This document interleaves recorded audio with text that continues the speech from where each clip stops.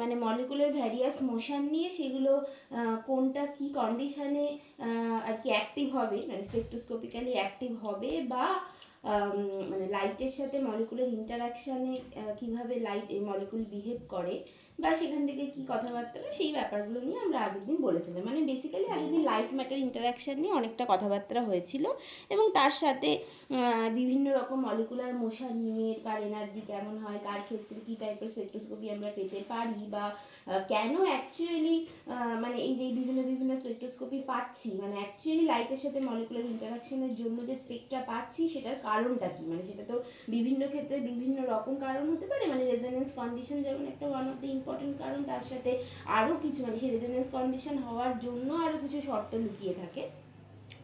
তো সেই সব কথাবার্তাগুলো আগের দিন হয়েছিল। তারপরে লাস্টে যেটা বলেছিলাম যে ঠিক আছে এই ব্যাপারগুলো তো বোঝা গেছে, কিন্তু ঠিক আছে লাইটের সাথে ম্যাটারের ইন্টারাকশান এখন হলো, হ্যাঁ, তারপরে সেখান থেকে আমরা সমস্ত কন্ডিশনগুলো ফুলফিল করে স্পেকট্রা পেলাম। এবার স্পেকট্রাটা কেমন হয়, মানে যদি একটা টিপিক্যাল স্পেকট্রা নিই তাহলে সেই স্পেকট্রাটা কেমন দেখতে হয়, স্পেকট্রার কী কী ফিচারের দিকে আমাদের মানে লক্ষ্য করা উচিত, সেই জিনিসগুলো এবার করব। ঠিক আছে, আগের দিন এটা বলে শেষ করেছিলাম। তো তাহলে এখন সেটার দিকেই তাকানো যাক যে স্পেকট্রাটা কেমন হয় সেইটা। তাহলে প্রথমে একটা টিপিক্যাল স্পেকট্রা কনসিডার করছি। তাহলে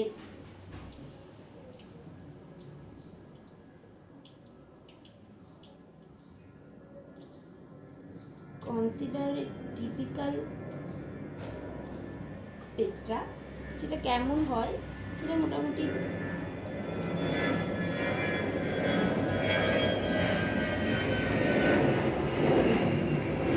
Spectra generally intensity versus frequency Spectra দেখানো হয়। সেটা এবার সেই ফ্রিকোয়েন্সিটা বিভিন্ন হতে পারে, সেকেন্ড ইনভার্স হতে পারে, সেন্টিমিটার ইনভার্স হতে পারে, বা ল্যামডা ওয়েভলেন্থ ল্যামডা হতে পারে in the unit of centimetre বা মিটার, এরকম অনেক কিছু হতে পারে, বা অ্যাংস্ট্রং, মানে এরকম অনেক কিছু হতে পারে। আচ্ছা, মানে অ্যাংস্ট্রং জেনারেলি হয় না, ল্যামডা হলে ইন জেনারেলি ন্যানোমিটার হয়, ন্যানোমিটার ইউনিটে হয় আর কি। তো এরকম আই ভার্সেস ল্যামডা বা নিউ বার, বা এখানে যেমন সেকেন্ড ইনভার্স করছি, এরকম অনেক কিছু হয়। তো সেটা কথা না, কথাটা হচ্ছে স্পেকট্রাটা জেনারেলি দেখতে এরকম হয়, একটা typical Spectra.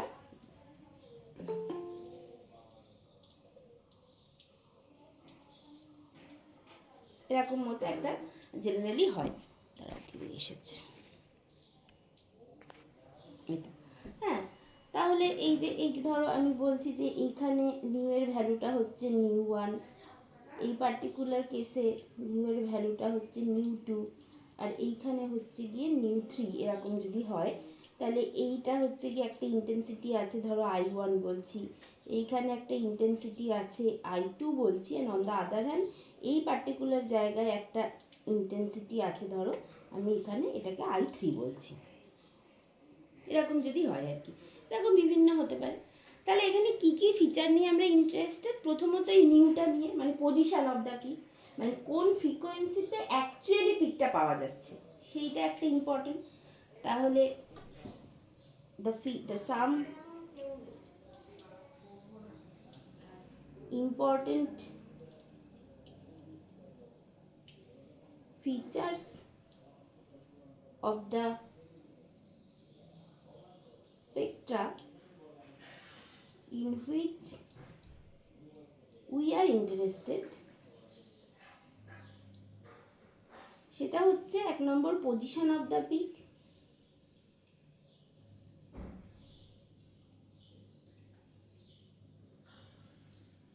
that is the frequency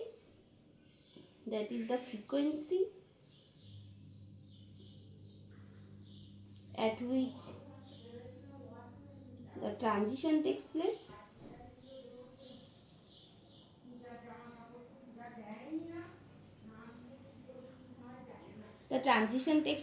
এইটা হচ্ছে এইটা এক নম্বর।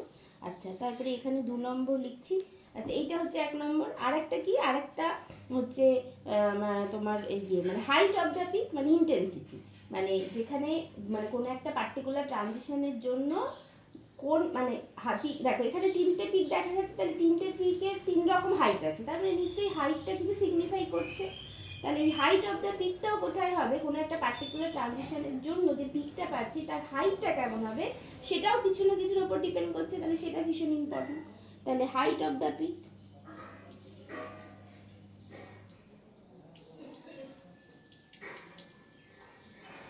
height of the peak, that is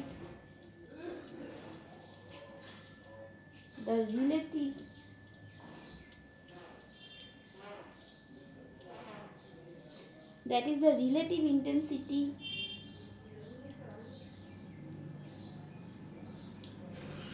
of a particular spectral line or band, এইটা ঠিক আছে। মানে হাইট অফ দ্য পিক মানে সেটা একটা ইন্টেন্সিটিকে মানে সিগনিফাই করছে, সেই জন্য বললাম রিলেটিভ ইন্টেন্সিটি বা ইন্টেন্সিটি। এবার কেন রিলেটিভ বা কী ব্যাপার সেগুলো পরে আসবে, এটা হচ্ছে 2 নম্বর। আর 3 নম্বর যেটা সেটা হচ্ছে দেখো, তাহলে পজিশন অফ দ্য পিক হলো, তারপরে হাইট অফ দ্য পিক হলো। এবার আরেকটা জিনিস কিন্তু আমরা এখানে মিস করে যাচ্ছি, সেটা হচ্ছে উইথ অফ দ্য পিক। মানে তো আমাদের তো মাথায় এটা আসা উচিত যে একটা এনার্জি লেভেল থেকে আরেকটা এনার্জি লেভেলে জাস্ট আমার ট্রানজিশনটা হচ্ছে, সেই জন্য আমি একটা লাইন পাবো, মানে ট্রানজিশন মানে একটা জাস্ট লাইন পাওয়া উচিত। মানে সেটা অ্যাবজর্পশন হতে পারে, এমিশন স্পেক্ট্রা হতে পারে, অ্যাবজর্পশন স্পেক্ট্রা হতে পারে, যাই হোক না কেন জাস্ট একটা ডিসক্রিট এনার্জি লেভেল থেকে একটা ডিসক্রিট এনার্জি লেভেলে ট্রানজিশনটা হচ্ছে, তার জন্য আমি একটা লাইন পাবো, কারণ এটা তো ডিসক্রিট ট্রানজিশন, এটা তো কোনোভাবেই কন্টিনিউয়াস নয়, তাই না? তাহলে কেন আমার সেখানে সেই লাইনের বদলে সবসময় স্পেক্ট্রা বলতে যাই বুঝি না কেন আমরা দেখি যে দেয়ার ইজ সাম একটা মানে একটা না ব্রডেনিং থাকে, একটা উইথ থাকে আর কি, সেই ব্যাপার মানে সেটা কেন থাকে, তাহলে সেটাও একটা ইম্পর্টেন্ট। তাহলে 3 নম্বর হচ্ছে width of the peak, or width of the peak বলা যাবে না, বেসিক্যালি এটা বলা উচিত width of the spectral line. পিকটা তো জাস্ট ম্যাক্সিমাম ভ্যালুটা, তাহলে উইথ অফ দ্য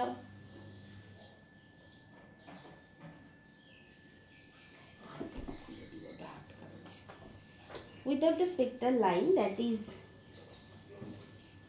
broadening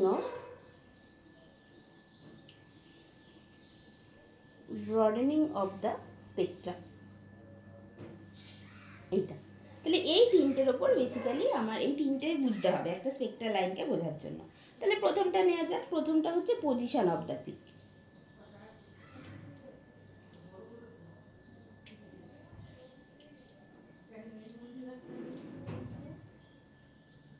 প্রথমটা হচ্ছে পজিশন অফ দ্য পিক।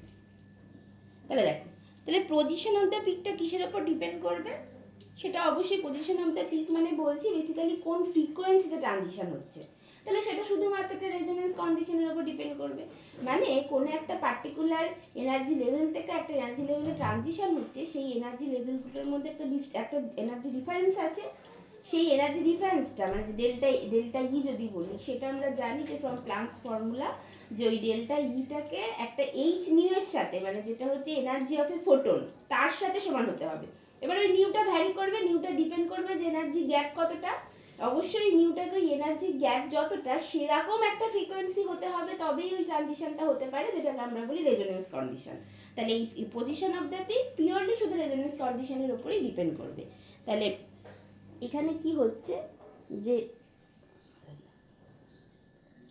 মানে এখানে আমি বলবো যে প্রথম যে আর কি এটা প্রথম কন্ডিশন যেটা যে এনার্জি লেভেল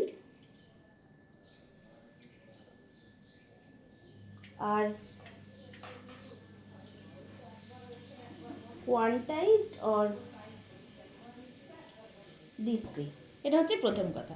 তাহলে সেটা যদি হয় তাহলে এই ব্যাপারটা এই মানে পজিশন অফ দ্য পিকটা ডিপেন্ড করছে যদি এরকম একটা এনার্জি লেভেল ধরো আছে, ধরো আমি এটা বলছি এনএফ স্টেট, আর তারপরে নিচে আর একটা এনার্জি লেভেল আছে সেটা হচ্ছে এমএফ স্টেট, এর এনার্জি এপসিলন এম, এর এনার্জি এপসিলন এন, এবং এদের মধ্যে মানে যদি এমএফ স্টেট থেকে এনএফ স্টেটে একটা ট্রানজিশন হয় তাহলে তার জন্য এনার্জি গ্যাপ এইটা যেটা সেটা হতে হবে EN minus EM by H, এটা হতে হবে এই সরি ভুল বললাম, ইএন মাইনাস ইএম এটা হবে ইএন মাইনাস ইএম, এটা হবে এরকম। এবার for the transition two B happen,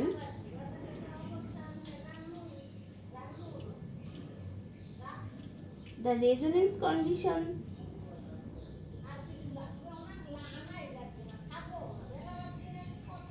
has to be achieved, that is কি হবে যে এই ডেল্টা এম এন যেটা ছিল, যেটা হচ্ছে এন মাইনাস এম, সেটা ইকুয়ালস টু হবে এইচ নিউ এর সাথে। তাহলে অর এখান থেকে এই নিউটাকে হতে হবে এই E N minus E M by H, এটা হবে। তাহলে নিউটাকে এমন ফ্রিকোয়েন্সিটা এমন রিজিয়নে হতে হবে যাতে করে এই কন্ডিশনটা স্যাটিসফাই করছে, তাহলেই একমাত্র ট্রানজিশনটা হবে। এবং তাহলে এখান থেকে নিউটা জানতে পারলেই পজিশন অফ দ্য পিকটা জানা যাবে। তাহলে এবার জেনারেলি এখানে কি করা হয়, তাহলে তোমার কাছে কোনো একটা আননোন মলিকুল আছে, তো তুমি নিশ্চয়ই বুঝতে পারবে না যে কেমন নিউ হবে, আগে থেকে তো এক্সপেরিমেন্টটা না করে তো বুঝতে পারবে না। এবার কথাটা হচ্ছে তুমি এটা জানো তুমি কিসে ইন্টারেস্টেড, তুমি রোটেশনাল স্পেকট্রোস্কোপি দেখতে ইন্টারেস্টেড, নাকি তুমি ভাইব্রেশনাল স্পেকট্রোস্কোপি দেখতে ইন্টারেস্টেড, নাকি তুমি ইলেকট্রনিক স্পেকট্রোস্কোপি দেখতে ইন্টারেস্টেড, নাকি রামান স্পেকট্রোস্কোপি দেখতে ইন্টারেস্টেড, সেটা তো তুমি জানো। মানে তোমাকে তো তোমার মানে পাথটা পরিষ্কার বুঝতে হবে যে আমি কিসে ইন্টারেস্টেড, এবার সেরকম অনুযায়ী আমাকে লাইট পাঠাতে হবে। এবার আমি যদি ট্রানজিশন পাই তাহলে আমি বুঝবো যে ডিপেন্ডিং অন দ্য কোন স্পেকট্রোস্কোপি আমি দেখছি, যদি ভাইব্রেশনাল স্পেকট্রোস্কোপি দেখি তাহলে আমি ভাইব্রেশনাল স্পেকট্রো যদি পাই তাহলে নিশ্চয়ই সেই মলিকুলটা, যেটাগুলো আগের দিন আলোচনা করেছিলাম যে নিশ্চয়ই তাহলে কোনো একটা পার্টিকুলার ভাইব্রেশনাল মোড বরাবর তার ডাইপোল মোমেন্টে চেঞ্জ হচ্ছে এবং সেই ভাইব্রেশনাল মোডটাই ভাইব্রেশনাল স্পেকট্রোস্কোপি দেখাচ্ছে, তাহলে সেই কন্ডিশনটা মানে ফুলফিল হয়েছে। এইবার আমি যেখানে যেখানে লাইন পাচ্ছি তাহলে সেটাই আমার নিউ বার দিচ্ছে। ভাইব্রেশনাল স্পেকট্রোস্কোপি জেনারেলি সেন্টিমিটার ইউনিভার্সে মানে ওয়েভ নাম্বারটা প্লট করা হয়, তাহলে নিউ বার দিচ্ছে। এবার তাহলে আমি বুঝতে পারছি যে ঠিক আছে, তাহলে এরকম একটা তাহলে বেসিক্যালি এনার্জি গ্যাপটা মানে এই ভাইব্রেশনাল এনার্জি দুটো এনার্জি গ্যাপ সেটা এরকম একটা ফ্রিকোয়েন্সির সাথে প্রপোর্শনাল। এইবার তো ধরো বিভিন্ন এক্সপেরিমেন্ট মানে দেয়ার আর লট অফ এক্সপেরিমেন্টাল ফিচার্স আর কি, মানে বিভিন্ন বিভিন্ন বিভিন্ন মলিকুলের জন্য প্রচুর এক্সপেরিমেন্ট অলরেডি হয়ে বসে আছে, মানে যেটাকে আমরা বলি ডেটা জেনারেশন। এখনকার দিনে তো সেই ডেটা জেনারেশন খুব ইম্পর্টেন্ট, সেটা অলরেডি হয়ে বসে আছে, যেখান থেকে মানে যেগুলো দেখলেই বুঝতে পারবো যে এই পার্টিকুলার রিজিয়নে আমরা নিউবারটা পেয়েছি, তাহলে এই নিউবারটা মানে কোন ফাংশনাল গ্রুপ আছে যার জন্য এই নিউবার বা কাছাকাছি বা এই রিজিয়নে আমি আর কি ওয়েভ নাম্বারটা বা ফ্রিকোয়েন্সিটা পেতে পারি। সেখান থেকে কিন্তু কোনো একটা পার্টিকুলার মলিকুলের স্ট্রাকচার ডিটারমাইন করা যায়, মানে ভাইব্রেশনাল স্পেকট্রোস্কোপি দিয়ে কিন্তু কোনো মলিকুলার স্ট্রাকচার ডিটারমাইন করা যায়, যে কি টাইপ অফ ফাংশনাল গ্রুপ এখানে আছে বা কোনো হাইড্রোজেন বন্ডিং আছে কিনা বা কার সাথে কার হাইড্রোজেন বন্ডিং আছে, এইসব ব্যাপারগুলো বোঝা যায়।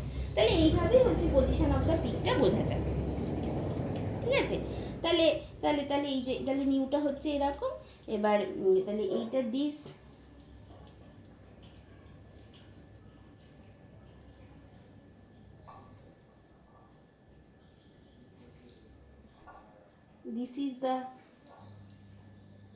this is the transition frequency which gives এখানে লিখছে which gives the position of the peak, the position of the peak এটা।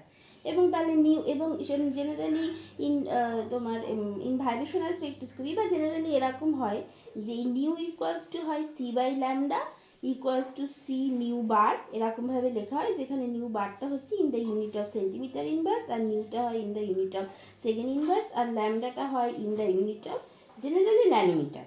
এরকম মানে দেখো বিভিন্ন রকম আমি করলাম, বাট জেনারেলি আমি বলছি ল্যামডাটাকে ন্যানোমিটারেই প্লট করে। তাহলে ওয়ান ক্যান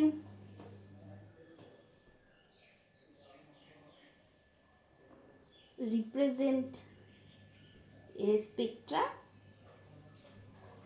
as ওই I versus lambda, যেখানে ল্যামডাটা জেনারেলি ন্যানোমিটার হয়, or I versus নিউ বার যেখানে এটাই জেনারেলি সেন্টিমিটার হয়, or ইভেন আই ভার্সেস নিউও হয়, বাট নিউটা হচ্ছে মানে আই ভার্সেস নিউটা ভীষণই রেয়ার হয়, তাহলে এটা আর বলার দরকার নেই। I versus new bar plots এইটা। আর এবার হচ্ছে বিভিন্ন ফ্রিকোয়েন্সি মানে বিভিন্ন রকম স্পেকট্রোস্কোপির জন্য ধরো ভাইব্রেশনাল স্পেকট্রোস্কোপি দেখতে হলে তোমাকে মানে আইআর রিজিয়ানে লাইট পাঠাতে হবে, রোটেশনাল স্পেকট্রোস্কোপি দেখতে হলে মাইক্রোওয়েভ রিজিয়ানে লাইট পাঠাতে হবে, তারপরে ইলেকট্রনিক স্পেকট্রোস্কোপি দেখতে হলে ইউভি ভিজিবল রিজিয়ানে লাইট পাঠাতে হবে, যেগুলো একটু আগে বললাম। তাহলে সেইভাবে এবং যেমন রিজিয়ানের লাইট পাঠাবো তার একটা করসপন্ডিং ফ্রিকোয়েন্সি থাকবে, তার সাথে ওই মলিকুলের একটা করসপন্ডিং এনার্জি গ্যাপ থাকবে, দুটো এনার্জি লেভেলের মধ্যে এনার্জি গ্যাপ থাকবে, তাহলে সেই ফ্রিকোয়েন্সি আর এনার্জি গ্যাপ সেটাকে অবশ্যই প্রপোর্শনাল হতে হবে। মানে ওই যেটা বললাম যে ডেল্টা ইটা যেটা সেটা হচ্ছে তোমার ওই ইএন মাইনাস ইএম যেটা ডেল্টা ইটা যেটা সেটা এইচ নিউ এর সাথে সমান হতে হবে, তাহলেই একমাত্র ট্রানজিশনটা হবে। মানে এনার্জি গ্যাপ যেটা সেটা ওই ফ্রিকোয়েন্সির থেকে কোনো মানে এইচ নিউ এর থেকে কোনো রকমভাবে বেশি হওয়া যাবে না, মানে এইচ নিউ এর থেকে কম হতে পারে বা ইকুয়াল হতে হবে, কোনোভাবেই বেশি হওয়া যাবে না। মানে ধরো এনার্জি গ্যাপ যথেষ্ট বেশি আর তুমি এমন একটা লাইট পাঠিয়েছো যার এনার্জি যেটা এইচ নিউ যেটা সেই এনার্জি গ্যাপের থেকে কম, তাহলে তো ইলেকট্রনটা প্রপার জায়গায় পৌঁছাতেই পারবে না। মানে তোমাকে এমন এনার্জি দিতে হবে যে এনার্জিটা মানে এইচ নিউ দিচ্ছ মানে কি তুমি একটা লাইট পাঠাচ্ছ, মানে বেসিক্যালি তো একটা এনার্জি পাঠাচ্ছ, সেই এনার্জিটা যেন ওই মলিকুলের পার্টিকুলার যে দুটো লেভেলের মধ্যে এনার্জি গ্যাপ তার থেকে বেশি হয় বা সমান হয়, কোনোভাবেই কম হওয়া যাবে না। ঠিক আছে, তাহলে এরকম ভাবে হবে। তাহলে রোটেশনাল স্পেকটা হলে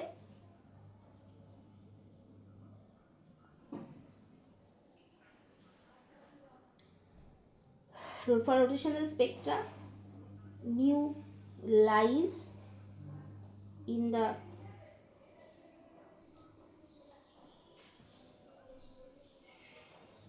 microwave region, তারপরে যদি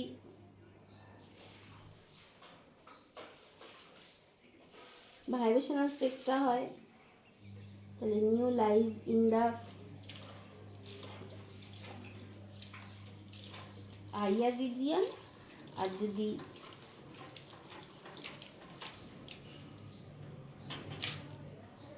ইলেকট্রনিক স্পেকট্রা হয় তাহলে nu lies in the UV visible region. ঠিক আছে, এইভাবে হবে। তাহলে এরকমভাবে পজিশন অফ দ্য পিক নিয়ে ব্যাপারটা বোঝা গেল। এবার তাহলে নেক্সট হচ্ছে height of the peak or relative intensity of the peak. তাহলে নেক্সট হচ্ছে height of the peak or the relative intensity, এইটা ঠিক আছে। আচ্ছা এইটা কিসের উপর ডিপেন্ড করে? হ্যাঁ আচ্ছা দেখো মানে বেসিক্যালি এইটা তোমাদের অলরেডি যেহেতু আমরা ইলেকট্রনিক স্পেকট্রোস্কোপিটা আগে পড়েছি সেই জন্য এটা আমাদের পড়া হয়ে গেছে। মানে এটা হচ্ছে গিয়ে তোমার ওটা অনেক কিছুর উপরে ডিপেন্ড করে। One of the important factor হচ্ছে তোমার ল্যাম্বার্ট-বিয়ার্স ল। ল্যাম্বার্ট-বিয়ার্স লয় আমরা কি করি, A equals to epsilon CL পড়ি না, এটা আমরা পড়া হয়ে গেছে কিন্তু, কারণ যেটি ইলেকট্রনিক স্পেকট্রোস্কোপি আগে পড়েছি। তো এ যেটা অ্যাবজর্বেন্স যেটা সেটাই তো এই অপটিক্যাল ডেন্সিটি বা অ্যাবজর্বেন্স ওটাই বেসিক্যালি ইন্টেন্সিটির সাথে ডিরেক্টলি প্রপোর্শনাল। তাহলে ওটা কার ওপর ডিপেন্ড করে? ওটা ডিপেন্ড করে কনসেন্ট্রেশন অফ দ্য সলিউশন আর path length of the spectrophotometer. মানে সেই বলেছিলাম না যে A equals to epsilon CL, যেখানে সি আর এলটা কি, সিটা হচ্ছে তোমার ওই যে সলিউশন, যে সলিউশনের মধ্যে সলিউটটা আছে এবং তার মধ্যে তুমি লাইট পাঠাচ্ছ বা তুমি যে পার্টিকুলার কোনো একটা মলিকুলের মানে কোনো একটা কম্পাউন্ডের বা কোনো একটা সাবস্টেন্সের স্পেকটা মেজার করতে চাও, তার একটা সলিউশন বানাতে হবে।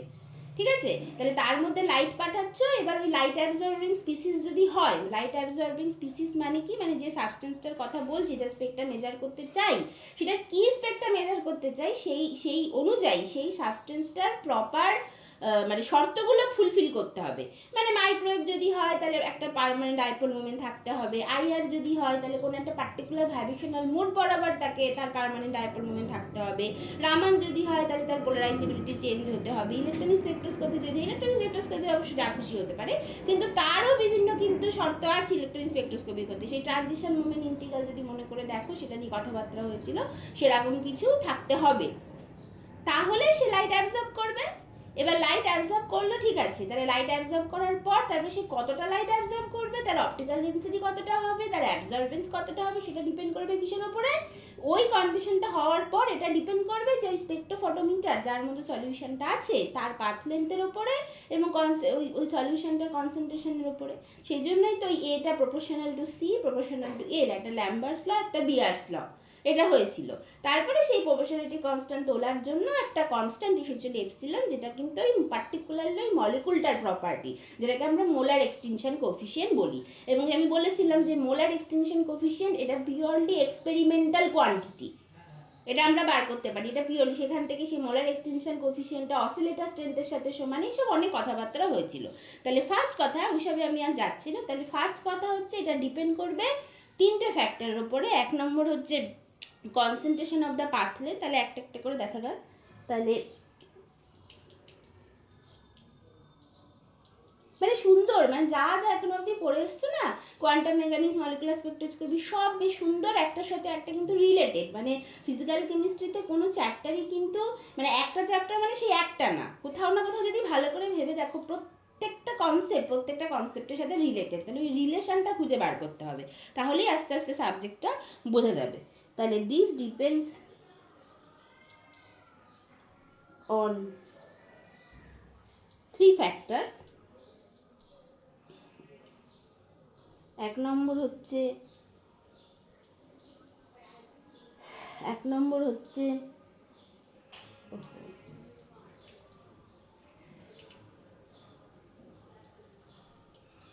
concentration and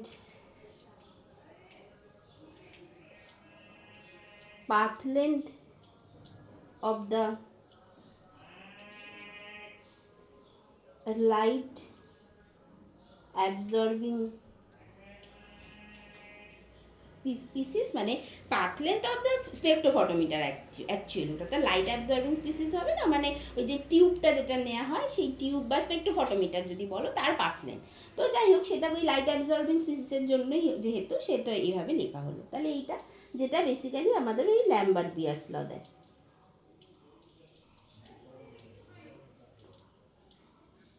এটা যেটা বলছে যে absorbance or the optical density,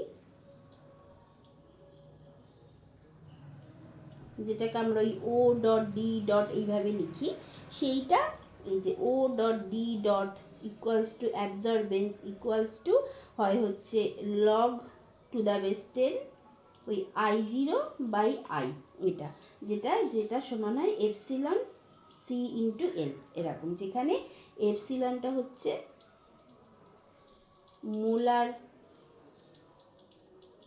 molar extension NC, হ্যাঁ, মোলার এক্সটেনশন কোফিশিয়েন্ট, এইটা যেটা ডিপেন্ড করে কিন্তু নেচার অফ দ্য মলিকুল, হ্যাঁ, যেটা ডিপেন্ডস অন, এক হচ্ছে নেচার অফ দ্য মলিকুল, দুই হচ্ছে ওই ল্যামডাটা যে লাইটটা পাঠাচ্ছি তার ওয়েভলেন্থের ওপরে, আর তিন হচ্ছে ইন্টেন্সিটির ওপরে। ইন্টেন্সিটি মানে অ্যাবজর্বেন্স আর কি, এইটা। তাহলে এরকম হচ্ছে ব্যাপার, মানে intensity of the light rather বলতে পারো, ইন্টেন্সিটি অফ দ্য লাইট মানে ইনসিডেন্ট লাইট আর কি।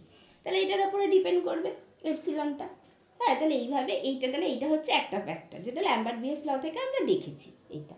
আচ্ছা, 2 নম্বর কি? 2 নম্বর কিসের ওপর ডিপেন্ড করে? হাইট অফ দ্য পিকটা, সেটাই মানে এইটা খুব ইম্পর্টেন্ট। মানে হাইট অফ দ্য পিক মানে কি? হাইট অফ দ্য পিক মানে তো তুমি যদি ওয়াই অ্যাক্সিসের দিকে তাকাও সেটা করসপন্ডিং ইন্টেন্সিটিটাকে দিচ্ছে, বা তুমি বলতে পারো রিলেটিভ ইন্টেন্সিটিটাকে দিচ্ছে, তাই না? তাহলে ইন্টেন্সিটি বা রিলেটিভ ইন্টেন্সিটি সেটা আবার দেখা যায় এটা ডিরেক্টলি আর কি ডিপেন্ড করে the population of the state from which the transition is taking place, যেটাকে বলা হয় the relative population। মানে জেনারেলি the ট্রানজিশনটা হয়তো গ্রাউন্ড স্টেট থেকে, এবার গ্রাউন্ড স্টেট থেকে কোনো একটা পার্টিকুলার লেভেলে ট্রানজিশনটা হচ্ছে, তাহলে এবার দেখা যায় যে জেনারেলি এটা সবসময় গ্রাউন্ড স্টেট থেকেই ট্রানজিশনটা হয়, তার কারণটা কি? তার কারণ হচ্ছে গ্রাউন্ড স্টেট থেকে ট্রানজিশনটা হচ্ছে, তার কারণ হচ্ছে গ্রাউন্ড স্টেটটা সবসময় মোস্টলি পপুলেটেড হয়, সবসময় মোস্টলি পপুলেটেড হয় এইটা। তো তাহলে এটা কিসের ওপর ডিপেন্ড করে? যে intensity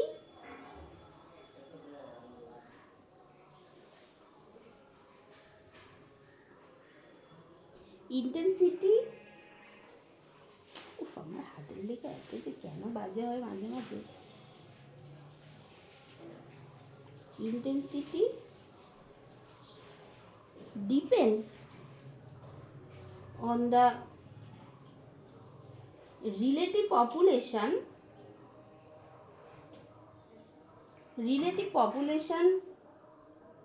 of the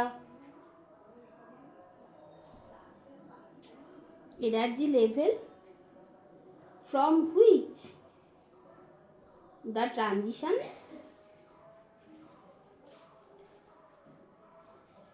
takes place. এটার উপর ভীষণভাবে ডিপেন্ড করে, যে লেভেল থেকে ট্রানজিশনটা হচ্ছে তার পপুলেশনের উপর। এবার সেটা জেনারেলি কি হয়, মানে ধরো এরকম যদি একটা আমি দেখি, এরকম যদি একটা মানে এনার্জি লেভেলগুলো যদি এইভাবে থাকে, ধরো এইদিকে আমি এনার্জি প্লট করছি, আর ধরো এরকমভাবে একটা স্টেট আছে, এইখানে আর একটা এনার্জি স্টেট আছে, এইখানে একটা এনার্জি লেভেল আছে, মানে এনার্জি স্টেট না এনার্জি লেভেল এগুলো এরকম আছে, আর এইখানে একটা এনার্জি লেভেল আছে এইভাবে। তাহলে ট্রানজিশনটা আমার একদমই নিচ থেকে হতে পারে, অথবা এইখান থেকে হতে পারে, অথবা এখান থেকে হতে পারে, অ্যান্ড সো অন, এইভাবে হতে পারে। তাহলে এই যে এর যে ইন্টেন্সিটি, তিনটে ট্রানজিশনের ইন্টেন্সিটি ডিপেন্ড করবে কোথা থেকে ট্রানজিশনটা হয়েছে তার পপুলেশনের উপর, যেটাকে রিলেটিভ পপুলেশন বলে। তাহলে সেই relative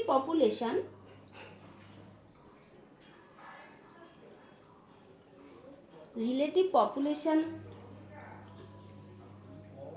of the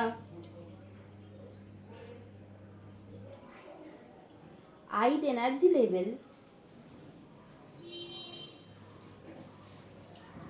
in comparison to the ground level is এরকম ভাবে লেখা হয় যে PI সেটাকে বলে, সেটা হচ্ছে NI/N0, মানে relative population of the ith energy level with respect to the ground level. তাহলে NI/N0 পপুলেশনটা, যেখানে NIটা হচ্ছে ith লেভেলের পপুলেশন, N0টা হচ্ছে গ্রাউন্ড লেভেলের পপুলেশন। তাহলে NI/N0 সেটা এরকম ভাবে হয় ওই GI/G0 into e to the power minus delta epsilon I/kBT, এরকম দেখতে হয়, যেখানে ওয়ার এই ডেল্টা এপসিলন আই এটা হয় হচ্ছে এপসিলন আই মাইনাস এপসিলন 0 এইটা, আর এই জিআইটা কি, GI and G0 are the degeneracy of ith and ground energy levels respectively, এইটা ঠিক আছে, এরকম ভাবে হয়। তাহলে এবার ভাইব্রেশনাল স্পেক্ট্রার ক্ষেত্রে কি হবে? ভাইব্রেশনাল স্পেক্ট্রার ক্ষেত্রে যেহেতু ভাইব্রেশনাল লেভেলগুলো মনো ডিজেনারেট, মানে নন ডিজেনারেট, কোনো ডিজেনারেসি নেই, তাহলে এটা ডিরেক্টলি ডেল্টা এপসিলন I/kBT হয়ে যাবে, GI/G0টা 1 হবে। ঠিক আছে, মানে মোট কথা এরকম হয়। এবং দেখা যায় যে এই যে এটা তো হলো আমার রিলেটিভ পপুলেশন, এবার দেখা যায় ইট ইজ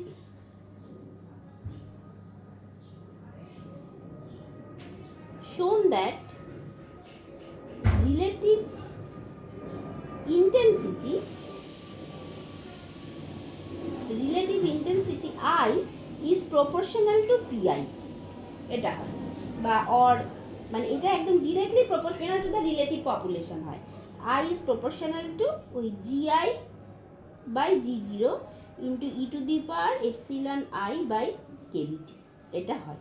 সেই জন্য দেখা যায় যে এনার্জি লেভেল থেকে ট্রানজিশনটা হচ্ছে সেই এনার্জি লেভেলটা কতটা পপুলেটেড তার উপর ডিপেন্ড করে এই ইন্টেন্সিটি বা relative intensity of the peak সেটা ঠিক হয়। ঠিক আছে, এবার ভাইব্রেশনাল স্পেক্ট্রার ক্ষেত্রে কি হবে? For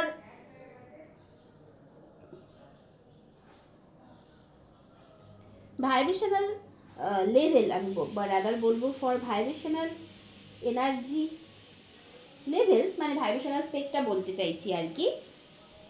V equals to 0 level is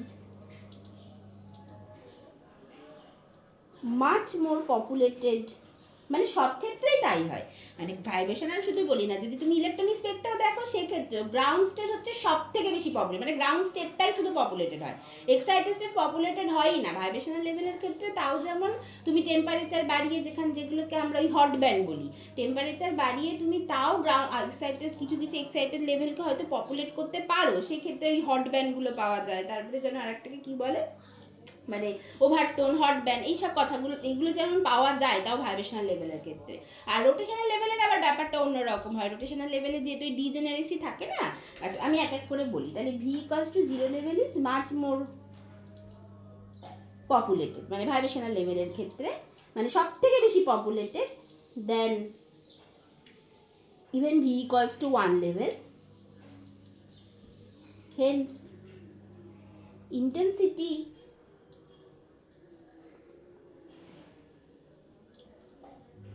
of the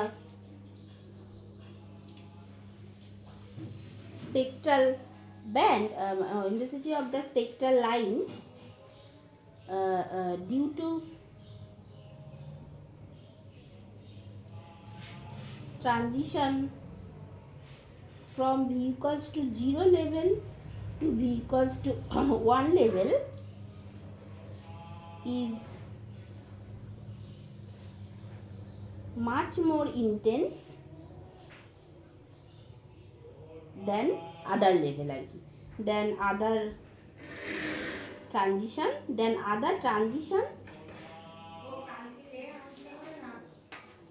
occurs from other than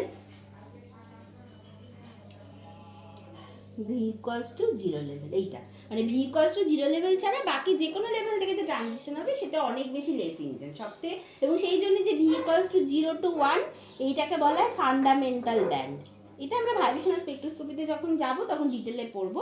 এটাকে বলা হয় ফান্ডামেন্টাল ব্যান্ড এইটার উপর ডিপেন্ড করে, মানে এটাকে বলা হয় ফান্ডামেন্টাল ব্যান্ড, কারণ এটাই সব থেকে বেশি ইন্টেন্স। এবার এটার রেসপেক্টে বাকিগুলোর ইন্টেন্সিটি কি হচ্ছে না হচ্ছে সেগুলো নিয়ে আমরা দেখবো যখন যাব। এবং তার সাথে কি vibrational levels are non degenerate also, এই পার্টিকুলার মানে ভাইব্রেশনাল লেভেলের ক্ষেত্রে GI/G0টা 1। আচ্ছা, on the other hand rotational স্পেকট্রোস্কোপির ক্ষেত্রে কি হয়, সবসময় সেখানে একটা ডিজেনারেসি থাকে। প্রত্যেকটা কোয়ান্টাম স্টেট, মানে প্রত্যেকটা রোটেশনাল কোয়ান্টাম স্টেট বা এনার্জি লেভেল তাদের একটা পার্টিকুলার ডিজেনারেসি থাকে, যেটা 2J+1 নাম্বার অফ ডিজেনারেসি থাকে, মানে যেটা হচ্ছে যেখানে রোটেশনাল কোয়ান্টাম নাম্বার। এবার যত বেশি ইন্টেন্সিটি মানে যত বেশি রোটেশনাল কোয়ান্টাম নাম্বার বাড়তে থাকে তাহলে ডিজেনারেসি বাড়তে থাকে। এবার সেই জন্যই দেখা যায় যে মানে এরকম হয় যে গ্রাউন্ড লেভেলটাই সব থেকে বেশি পপুলেটেড, সেখানে টেম্পারেচার ফ্যাক্টর থাকে, অনেক কিছু থাকে, যদিও ভাইব্রেশনের ক্ষেত্রেও থাকে, কিন্তু এই রোটেশনের ক্ষেত্রে দেখা যায় যে even in the normal temperature মানে রুম টেম্পারেচারেও দেখা যায় যে গ্রাউন্ড লেভেল থেকে এক্সাইটেড লেভেলগুলো বেশি পপুলেটেড হয়। মানে তারপরে হয়তো মানে প্রথমে একটা পার্টিকুলার ভ্যালু থেকে শুরু হয়, তারপরে যত রোটেশনাল কোয়ান্টাম নাম্বার বাড়ে তত পপুলেশনটা বাড়ে, এবং তারপরে একটা সময় পর আবার ওটা ডিক্রিজ করতে শুরু করে, কারণ ওই ডিজেনারেসি ফ্যাক্টর থাকে ওই ব্যাপারটার জন্য আর কি। সেরকম ভাবে ইন্টেন্সিটিটাও দেখা যায় যে গ্রাউন্ড লেভেল থেকে হলে একটা পার্টিকুলার ইন্টেন্সিটি হয়, তারপরে কিছু এক্সাইটেড লেভেল থাকে যেখান থেকে ট্রানজিশনটা হলে মানে আরো বেশি হায়ার এক্সাইটেড ট্রানজিশনটা হলে যার ইন্টেন্সিটিটা আরো বেশি হয়, তারপরে আবার আস্তে আস্তে কমতে থাকে, মানে সেখানে একটা পার্টিকুলার কোয়ান্টাম নাম্বার থাকে যার জন্য ইন্টেন্সিটিটা ম্যাক্সিমাম হয়। এখানে যেমন বলছি কি, এখানে বলছি সবসময় V equals to 0 থেকে মানে গ্রাউন্ড ভাইব্রেশনাল লেভেল থেকে ট্রানজিশন যেটা হবে সেটার জন্যই ইন্টেন্সিটিটা ম্যাক্সিমাম হবে। এবং শুধু তা নয়, গ্রাউন্ড ভাইব্রেশনাল লেভেল থেকে একদম হচ্ছে গিয়ে ফার্স্ট এক্সাইটেড লেভেলে দেখা যায় সব থেকে মোস্ট ইন্টেন্স হয় আর কি। তার কারণ হচ্ছে নর্মাল টেম্পারেচারে যত বেশি হায়ার ভাইব্রেশনাল লেভেলে যাবে সেগুলো তত কম পপুলেট হবে। ইভেন নর্মাল টেম্পারেচারে হায়ার ভাইব্রেশনাল লেভেলগুলো দেখাই যায় না, সেই জন্য তো টেম্পারেচার বাড়াতে হয়, করে আমরা হয়তো কিছু হায়ার ভাইব্রেশনাল লেভেল দেখতে পাই যেগুলোকে হট ব্যান্ড বলে, সেসবে আমরা আলোচনা করব। বাট রোটেশনাল স্পেকট্রোস্কোপিতে যেহেতু ডিজেনারেসি ফ্যাক্টর ফ্যাক্টর একটা সামনে থেকে যায়, ওই রিজেনারেসি ফ্যাক্টরটা যেটা রোটেশনাল কোয়ান্টাম নাম্বারের উপর ডিপেন্ড করে, সেজন্য রোটেশনাল কোয়ান্টাম নাম্বার বাড়ার সাথে সাথে রিজেনারেসি বাড়ে এবং সেটার উপর মানে ডিপেন্ড করে আরও এই সমস্ত রিলেটিভ পপুলেশন, ইন্টেন্সিটি, এই জিনিসগুলো চেঞ্জ হয়। আর ইলেকট্রনিক স্পেকট্রোস্কোপিতে আবার দেখা যায় শুধু গ্রাউন্ড লেভেলটাই পপুলেটেড হয়, এক্সাইটেড লেভেল পপুলেটেড হয়ই না, তোমাকে লাইট পাঠিয়ে মানে এনার্জি দিয়ে একটু একটু করে এক্সাইটেড লেভেলকে পপুলেট করতে হয়। ঠিক আছে, তাহলে এই হচ্ছে ব্যাপার। তাহলে এটা ছিল 2 নম্বর ফ্যাক্টর। আর 3 নম্বর ফ্যাক্টর যেটা, এইটা হচ্ছে ভীষণভাবে ইলেকট্রনিক ট্রানজিশনের জন্য ভীষণভাবে ইম্পর্টেন্ট, যার উপরে হাইটটা ডিপেন্ড করবে, সেটা হচ্ছে, এটা নিয়ে অলরেডি আমরা আলোচনা করে এসেছি, এটা হচ্ছে ট্রানজিশন মোমেন্ট ইন্টিগ্রাল।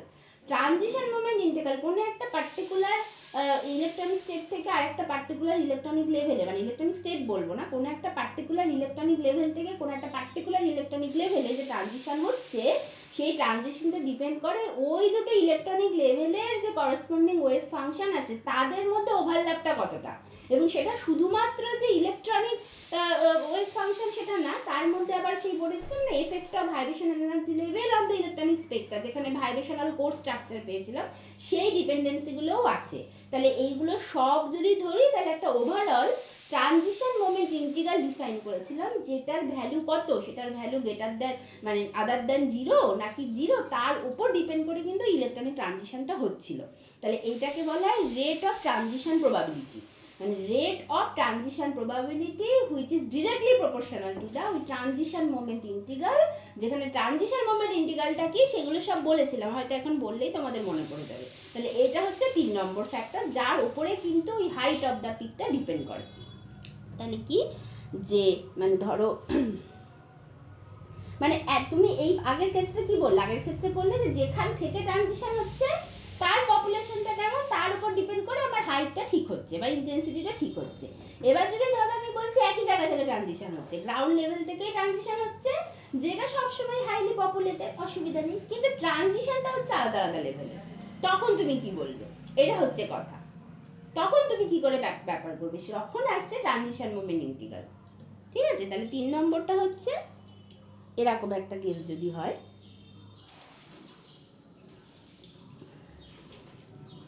এটা গ্রাউন্ড লেভেল, সব সময়ের জন্য এটা গ্রাউন্ড লেভেল। দাঁড়াও এখানে, হ্যাঁ ম্যাম বলছি যদি ইলেকট্রনিক ট্রানজিশন হয় এনার্জি দিয়ে হলেও, তাহলে 1 থেকে 2তে বেশি ইন্টেন্সিটি লাইট পাওয়া যাবে, মানে ইন্টেন্সিটিটা বেশি হবে ট্রানজিশনে। হ্যাঁ বলো। আমি বলছি যে যদি ইলেকট্রনিক ট্রানজিশন হয় এনার্জি দেওয়ার পর, তাহলে 1 থেকে 2তে যে ট্রানজিশনটা হবে সেটার ইন্টেন্সিটি কি বেশি হবে?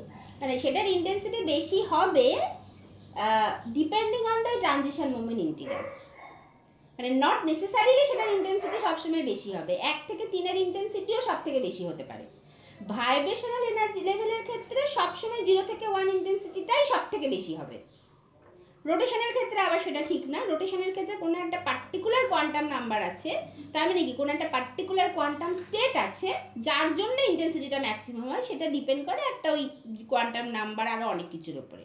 বাট ইলেকট্রনিক এক্সাইটেশনের ক্ষেত্রে, ইলেকট্রনিক স্পেক্ট্রার ক্ষেত্রে নট নেসেসারিলি 1 থেকে 2তে মানে গ্রাউন্ড থেকে ফার্স্ট এক্সাইটেড ট্রানজিশনটাই মোস্ট ইন্টেন্স হবে, হতেও পারে কিন্তু আবার নাও হতে পারে, সেটা ডিপেন্ড করবে ট্রানজিশন মোমেন্ট ইন্টিগ্রালের উপরে, ট্রানজিশন মোমেন্ট ইন্টিগ্রালের ভ্যালুটা কি তার উপরে।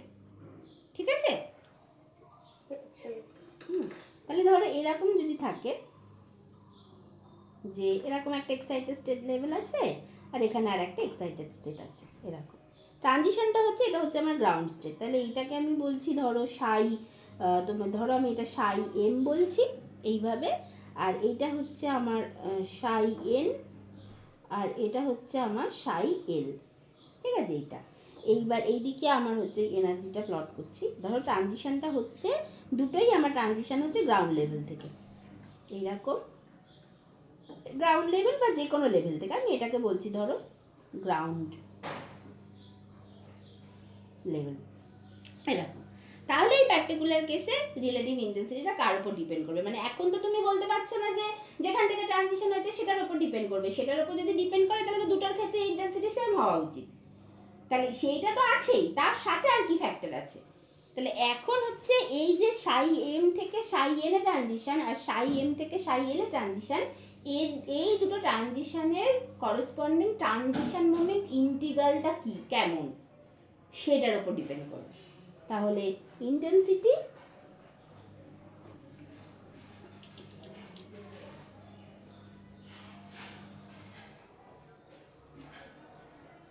depends on the rate of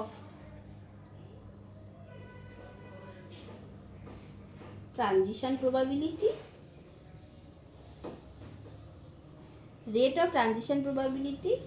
from one state to another। মানে ওই ট্রানজিশন মোমেন্ট ইন্টিগ্রাল যেটা সেটা আসছে কিভাবে সেটা দেখাচ্ছি।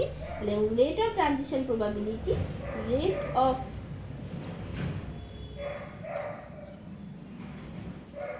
Transition probability is given by Fermi golden rule. মানে এটা বেসিক্যালি খুব ভালো করে দেখানো যায় যে তোমার টাইম ডিপেন্ডেন্ট পারটারবেশন থিওরি বলে একটা টপিক আছে, সেটা থেকে ভালো করে দেখানো যায়। বাট সেটা জেনারেলি বিএসসিতে পড়া হয় না, এমএসসির সেকেন্ড ইয়ারে গিয়ে যারা ফিজিক্যাল স্পেশাল নেয় বা কিছু তারা হয়তো এটা পড়াশোনা করে, বাট এমনি জেনারেলি দেখা, এটা বেশ কঠিন একটা কনসেপ্ট। তো যাই হোক, সেটা is given by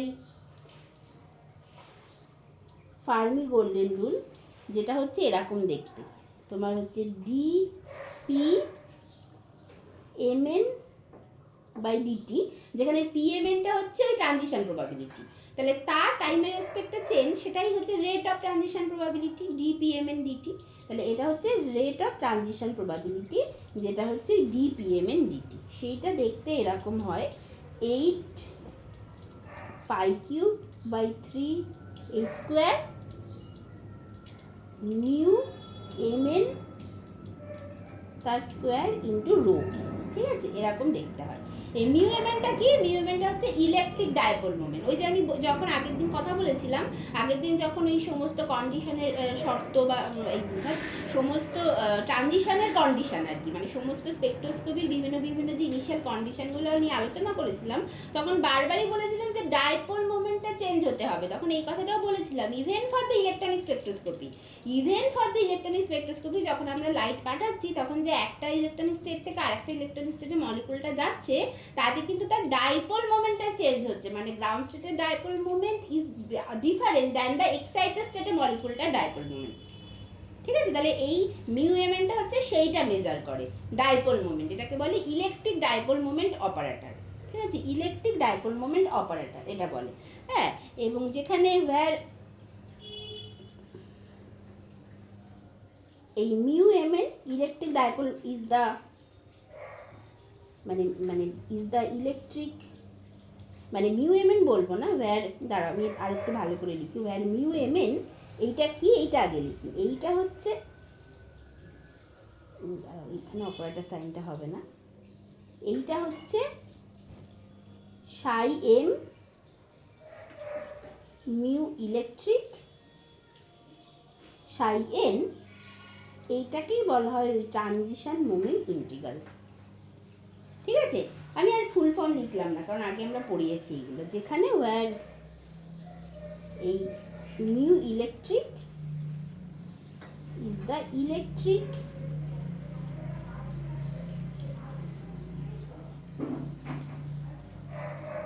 dipole moment operator, is the electric dipole moment operator, এটা হয়। ঠিক আছে, আর রোটা কি? রোটা হচ্ছে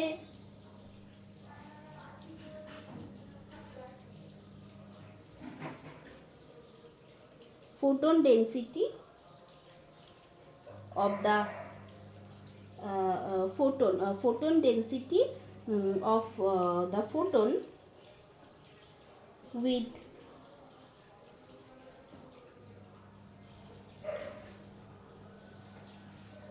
frequency mu mn equals to en minus epsilon m by h।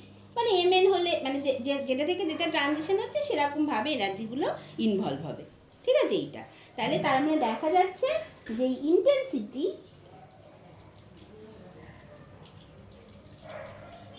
I is directly proportional to a dpmn dt, which is directly proportional to mu mn square. তার মানে I is directly proportional to mu mn square. তাহলে transition moment ইন্টিগ্রালটা যেমন হবে তার উপর depend করবে। এবার transition moment ইন্টিগ্রালটা কার উপর ডিপেন্ড করে? এটাতে দেখো, এটাতে কি আছে? ওয়েভ ফাংশন আছে। ওয়েভ ফাংশন মানে বেসিক্যালি তো ট্রানজিশন মোমেন্ট ইন্টিগ্রালটা হচ্ছে এইটা কার উপর ডিপেন্ড করে? এইটা অনেক রকম ফ্যাক্টরের উপর ডিপেন্ড করে। সেটা হচ্ছে প্রথমত, এটা অনেক কিছুভাবে বলা যায়। এটা ডিপেন্ড করে প্রথমত একটা সিমেট্রি ফ্যাক্টর থাকতে পারে।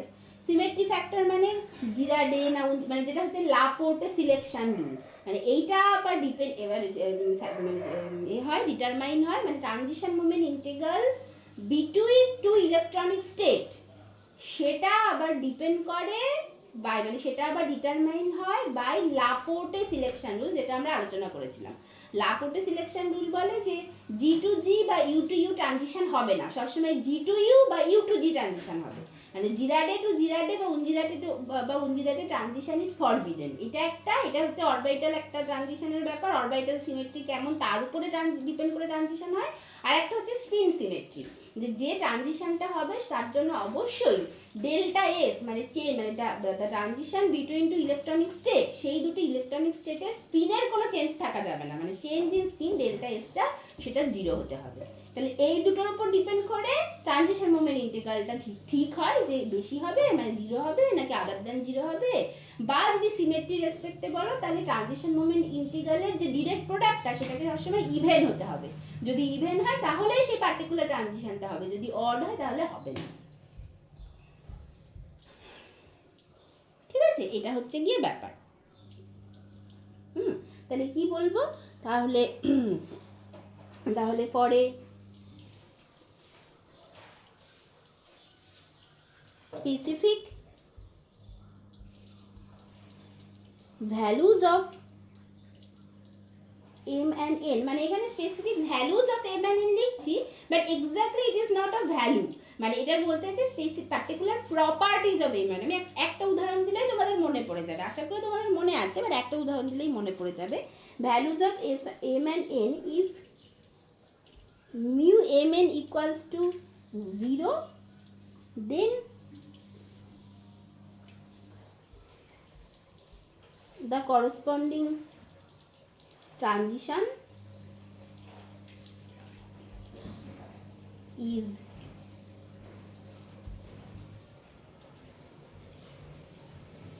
spectroscopically forbidden, মানে জিরো হয়ে গেলে তো আর ট্রানজিশন মোমেন্ট ইন্টিগ্রালটাই জিরো হয়ে যাবে, ফরবিডেন এটা হয়ে যাবে। মানে মিউ এম এন মানেই তো transition moment integral which is zero, তাহলে সেক্ষেত্রে এটা মানে হয়ে যাবে তোমার ফরবিডেন হবে। এটা যেমন কি, যেমন ধরো তুমি ট্রানজিশন একটা কনসিডার করছো পাই to sigma star.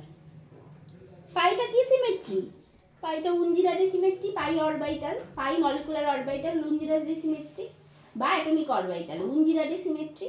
R sigma star কি হয়? উনজিরাডে সিমেট্রি। আর ডাইপোল মোমেন্ট অপারেটর কি হবে? এই ডাইপোল মোমেন্ট অপারেটর সেটা তো কিউ ইন্টু আর। তাহলে এটাও কিন্তু একটা, তুমি এটাকে বলতে পারো এটা হচ্ছে একটা অড অপারেটর। কারণ দেখো এটা তো তুমি যদি মাইনাস আর দাও তাহলে মাইনাস ইন্টু কিউ আর হয়ে যাবে, তার মানে বেসিক্যালি ওই তোমার অড ফাংশন, সেই জন্য একটা অড অপারেটর এটা।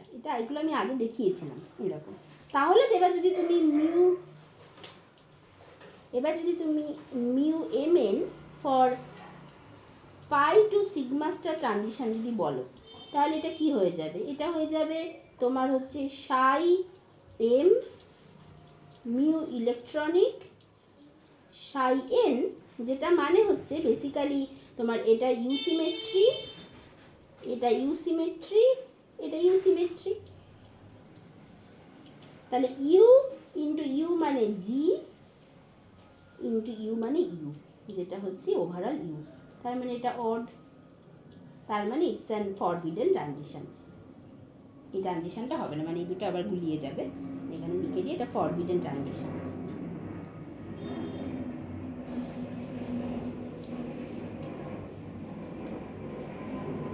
কি, মানে কোনো একটা পার্টিকুলার নেচার অফ এম আর এন এর জন্য, ভ্যালুজ মানে ওই নেচার অফ এম আর এন যদি বলো, তার জন্য ট্রানজিশনটা অ্যালাউড হয়, মানে নিউ এলিমেন্টটা জিরো হচ্ছে নাকি আদার দেন জিরো হচ্ছে, অড হচ্ছে না ইভেন হচ্ছে, মানে জিরো মানে বেসিক্যালি অড, আর যদি আদার দেন জিরো হয় তার মানে ইভেন, এটা আর কি তার উপর ডিপেন্ড করে। এবং এবং এইটার আমি তো এটা সিমেট্রির হিসাবে বললাম, কিন্তু সত্যি কথা মানে এটার একটা ভ্যালুও থাকে, ভ্যালুও মানে তোমার হচ্ছে মানে যখন আমি আরও যখন ইলেকট্রনিক স্পেকট্রোস্কোপিতে আমি যখন পড়িয়েছিলাম তখন দেখবে একটু খুললে বুঝতে পারবে এর ভ্যালুও থাকে, সেই ভ্যালুগুলোও ডিটারমাইন করা যায়। তাহলে সেই ভ্যালুটা একদম জিরোর কাছে হচ্ছে না জিরোর থেকে বেশি হচ্ছে তার উপর ডিপেন্ড করে ঠিক করে যে, এবং অবশ্যই এই পার্টিকুলার কেসে দেখা যাবে ভ্যালুটা জিরো হচ্ছে, ট্রানজিশন মোমেন্ট ইন্টিগ্রালের ভ্যালুটা একদম জিরো হয়। এবং যদি অন্যদিকে আমি পাই টু পাই স্টার ট্রানজিশন কনসিডার করি, দেখবো ভ্যালুটা বেশ জিরোর থেকে যথেষ্ট বেশি হচ্ছে, সেটা ডিপেন্ডিং অন তুমি কী থিওরি ইউজ করছো তার ওপর ডিপেন্ড করে ওই ভ্যালুটা ঠিক হয় আর কি।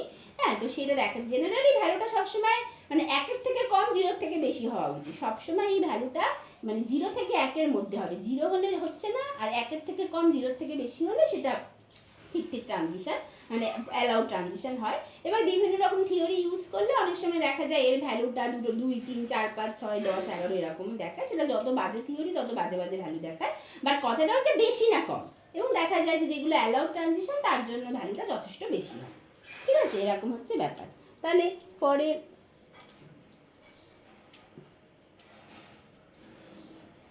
for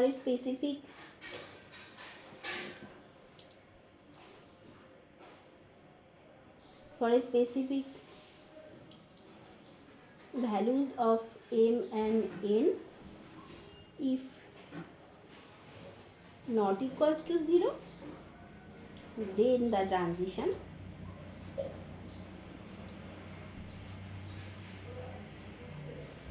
is allowed। যেমন হচ্ছে as for example pi to pi star transition is allowed।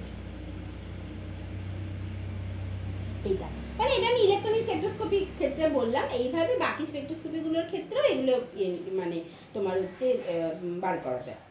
ঠিক আছে, এটা হচ্ছে ব্যাপার। তাহলে হয়ে গেল, তাহলে উইথের ওপর উইথ বলছি তোমার হচ্ছে হাইট অফ দ্য পিক এইভাবে ডিপেন্ড করে। ঠিক আছে, আচ্ছা এবার আমার মেন জিনিসে যাওয়া যাক, মানে মেন জিনিস মানে আর একটা যেটা ফিচার আমরা বলেছিলাম দেখবো সেটাতে যাওয়া যায়, সেটা থেকেও অনেক কিছু বলার আছে। তাহলে নেক্সট হচ্ছে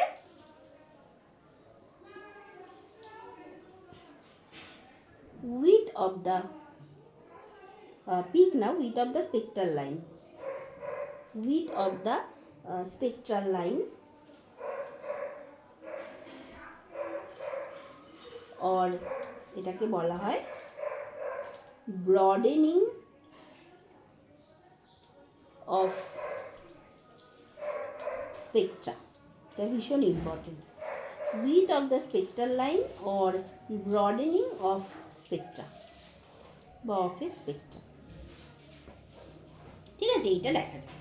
আচ্ছা, এই with of the spectral line বা ব্রডেনিং অফ স্পেকট্রা এইটা কার উপরে ডিপেন্ড করে? দেখো এইটা আবার ডিপেন্ড করে বিভিন্ন রকম জিনিসের উপর, মানে এই উইথটা কিসের উপর হবে সেটা আবার ডিপেন্ড করে তিনটে ফ্যাক্টরের উপর।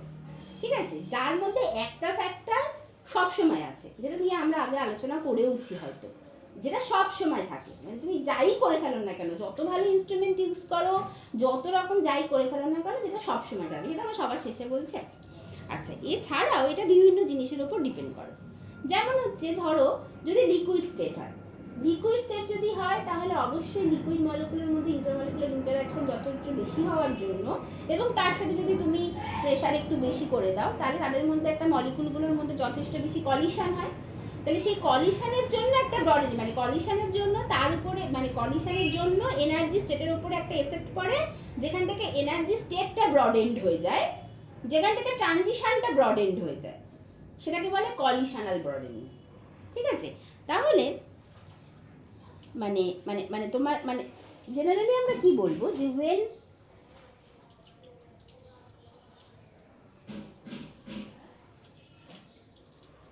energy levels are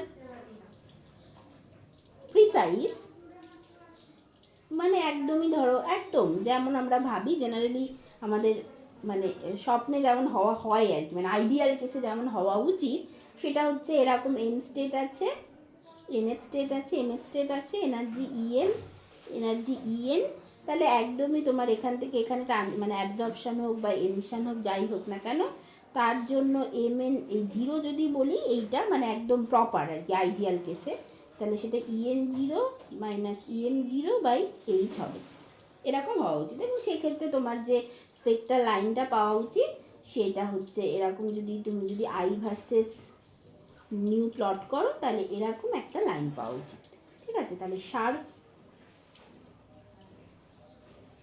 লাইন পাওয়া উচিত এইটা, যেখানে এইটা হচ্ছে আমার নিউ এমএন 0 হবে এইটা।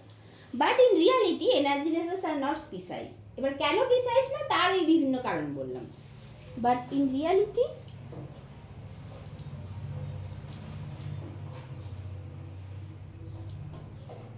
the energy levels are not precise, then transition takes place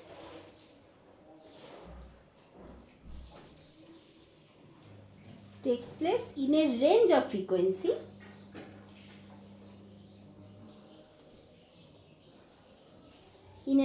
frequency instead of a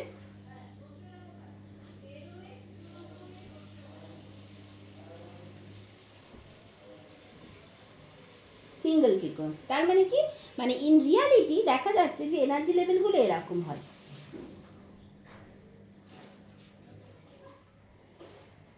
যে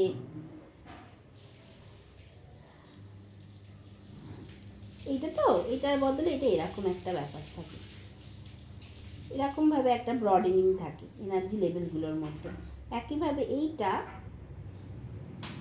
এরকম না হয়ে এরকমভাবে একটা মানে একটা ব্রডেন থাকে, মানে প্রিসাইজ না।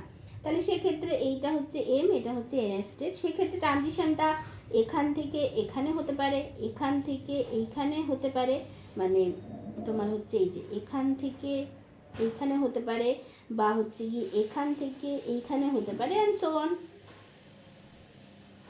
সো অন এরকম হতে পারে। তাহলে সেক্ষেত্রে দেখো যে এইখানে কিন্তু মানে একটা রেঞ্জ অফ ফ্রিকোয়েন্সি আছে, মানে এই টোটালটা মিলে একটা রেঞ্জ অফ নিউ আছে, তাহলে তার মধ্যে ট্রানজিশনটা হবে, ঠিক আছে? এরকমভাবে হতে পারে। এবং এইটা হওয়ার জন্য ওই স্পেক্ট্রাটা যেমন হয়ে যায় আর কি,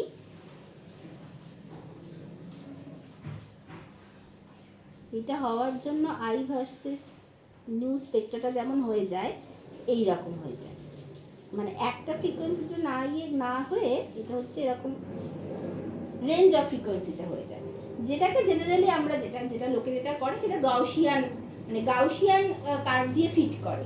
হ্যাঁ, তো সেই জন্য এটা মানে বেসিক্যালি কি হয়, এরকম থেকে শুরু করে এইভাবে,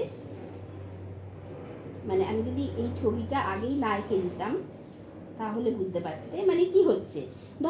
ধরো হচ্ছে গিয়ে মানে এর মধ্যে তো বিভিন্ন এই মানে এখানে এই যে এখানে ব্রডেনিং আছে, মানে কি মানে এর মধ্যে এরকম বিভিন্ন রকমভাবে এনার্জি লেভেলগুলো আছে, তো মানে এটা ব্রড হয়ে গেছে মানে এইখানে হচ্ছে এনার্জি লেভেলগুলো আছে, আরও বিভিন্ন এনার্জি লেভেল তৈরি হয়েছে যেগুলো আছে, যা টোটালটার মিলে এনার্জি হচ্ছে এপসিলন প্লাস ডেল্টা এপসিলন কিছু একটা বলতে পারো, সেগুলো আমরা পরে আসছি।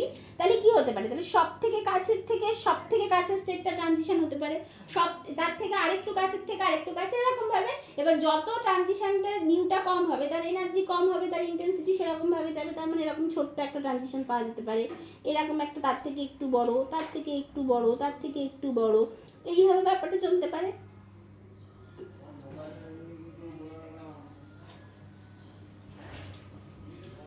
এরকম, তারপরে এইরকম,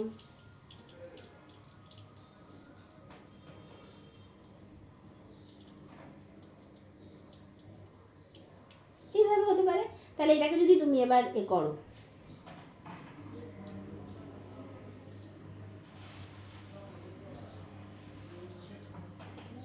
এরকম একটা ট্রানজিশন হলো, ঠিক আছে? তার মানে কি উইথ মানে ব্রডেন্ড হয়ে গেল স্পেক্ট্রাটা। হয়তো আমার শুধু এইটা পাওয়ার কথা ছিল, কিন্তু এনার্জি লেভেলটা ব্রডেন্ড হয়ে যাওয়ার জন্য আমি আরও ছোট ছোট বিভিন্ন ট্রানজিশন পেলাম, স্টার্টিং ফ্রম এইরকম ছোট ভ্যালু থেকে শুরু করে করে কিন্তু সেটাকে একটা গসিয়ান কার্ভ দিয়ে ফিট করলাম, যেটা এরকম হলো। ঠিক আছে, তার মানে এইটা বেসিক্যালি এরকম একটা স্পেক্ট্রা দিচ্ছে।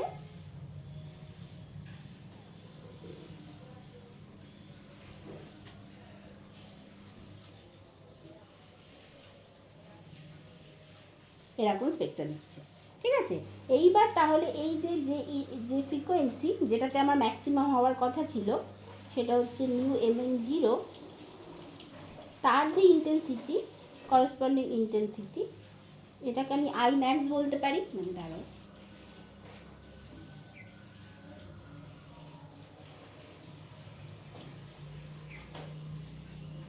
এখানে একটু আইটা একটু নিচে লিখি, তাহলে এইটা অবশ্য না, আইটা নিচে লিখলেও হবে না, এটাকে আমি আইটা একদম ওপরে লিখছি, এদিকে আই প্লট করছি। তাহলে এইটা হচ্ছে আমার আই ম্যাক্স, এটা হলো। আর এটা জেনারেলি লোকে যেটা নেয় সেটা হচ্ছে, দেখো এই যে তাহলে তাহলে তোমার তোমার মানে তোমার উইথটা কোথায় কোথায় আছে, উইথটা তো এখানে আছে, আমি একটা অন্য কালি দিয়ে দেখাচ্ছি, উইথটা এখানেও একটা উইথ আছে, এখানেও একটা উইথ আছে। তাহলে এই দুটো, তাহলে তুমি উইথটা যদি বলো যে স্পেক্ট্রাল উইথটা কত হয়েছে, সেটা কোন জায়গার উইথটা নেবে? জেনারেলি লোকে যেটা করে অ্যাভারেজ, অ্যাভারেজ মানে এদের মাঝামাঝি, মাঝামাঝি উইথটা নেয় আই ম্যাক্স বাই 2, এইটাকে বলা হয় জেনারেলি, এইটা হচ্ছে আমাদের উইথটা, স্পেক্ট্রাল উইথ ডেল্টা নিউ। ঠিক আছে, এইটা জেনারেলি লোকে নেয়। তাহলে আমি এইটা বাবা থাক, আমি ওই মানে ওই ওপরের তীরগুলো রাখতে চাইছিলাম না, বা ঠিক আছে, তোমরা শুনলেই বুঝতে পারবে কি বলতে চাইছিলাম। তো এইটা হয় জেনারেলি এরকমভাবে হয়। ঠিক আছে, ডেল্টা নিউ মাঝামাঝি উইথটা, ডেল্টা নিউ হচ্ছে with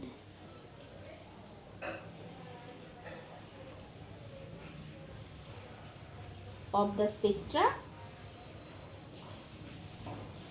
at intensity I max by 2। ঠিক আছে, জেনারেল লোকে এইটা না, এবং এটাকেই বলা হয় ওই তোমার মানে FWHM মানে ফুল উইথ হাফ ম্যাক্সিমা। হ্যাঁ, এটা এখান থেকে ওই FWHM এর কনসেপ্টটা আসে, full width half of the maximum, যেটাকে বলা হয় FWHM। এটা ভীষণ ইম্পর্টেন্ট একটা কোয়ান্টিটি। এই ডিটেলে আজকে আর আমরা অত যাবো না, বাট পরে যখন তোমরা বড় হবে আরও পড়বে এইসব নিয়ে, দেখবে যে FWHM এই কথাটা ভীষণ ইম্পর্টেন্ট স্পেকট্রোস্কোপির ক্ষেত্রে। সেটা মানে হচ্ছে এই মাঝামাঝি যে ডেল্টা নিউ সেটাকে বোঝায়, যে ফুল উইথ হাফ ম্যাক্সিমাম, মানে ম্যাক্সিমার যে হাফে হাফ সেখানে উইথটা কত। ঠিক আছে, সেটা হচ্ছে FWHM এইটা। তাহলে এই যে উইথটা দেখা যাচ্ছে বা ব্রডেনিং অফ স্পেক্ট্রা হচ্ছে, তার 3 রকম কারণ আছে। সেই 3টে কারণ আজকে আমরা পড়লে আজকে আমাদের হয়ে যাবে। তো তাহলে ব্রডেনিং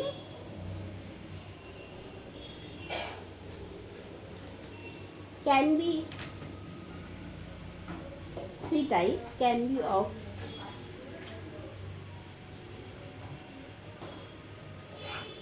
three types। এক হচ্ছে কলিশনাল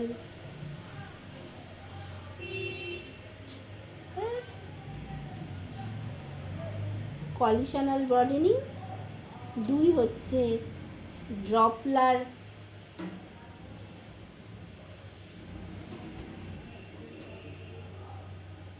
ব্রডেনিং, আর 3 হচ্ছে আনসার্টেনিটি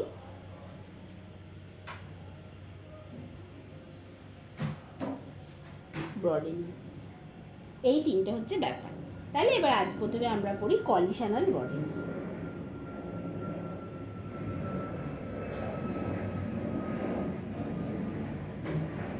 যেটা বলছিলাম যে কলিশনাল ব্রডেনিং, যেটা একটু আগে বলছিলাম, যে যদি লিকুইড ফেজে গ্যাস মানে লিকুইড ফেজে যদি লিকুইড মলিকুল যদি থাকে, মানে লিকুইড তোমার সিস্টেম যদি হয়, তাহলে সেক্ষেত্রে লিকুইড মলিকুলগুলোর মধ্যে ইন্টারমলিকুলার ইন্টারাকশন যথেষ্ট বেশি, এবং প্রেশার যদি সামান্য বেশি হয় তাহলে আরোই বেশি হয়ে যাবে।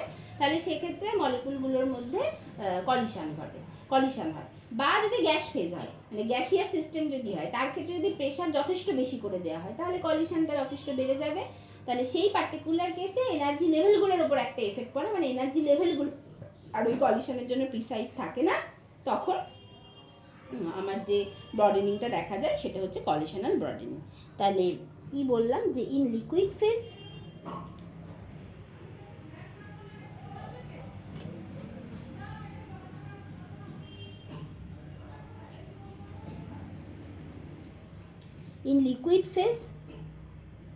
or in gas phase when pressure is very high, then molecules may undergo collisions among themselves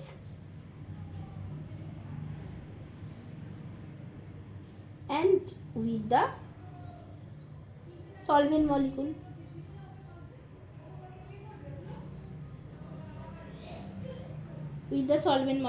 এটা হতে পারে। তাহলে সেই ক্ষেত্রে দেখা যায় যে মানে কলিশন ব্রডেনিং দেখা যায় এইটা। আচ্ছা, তো আওয়াজ হচ্ছে এরকম। আচ্ছা, তার মানে কি, তার মানে ধরো এবার যদি এরকম ভাবে বলি যে if there is no collision, মানে আইডিয়াল কেসে if there is no collision, then the Hamiltonian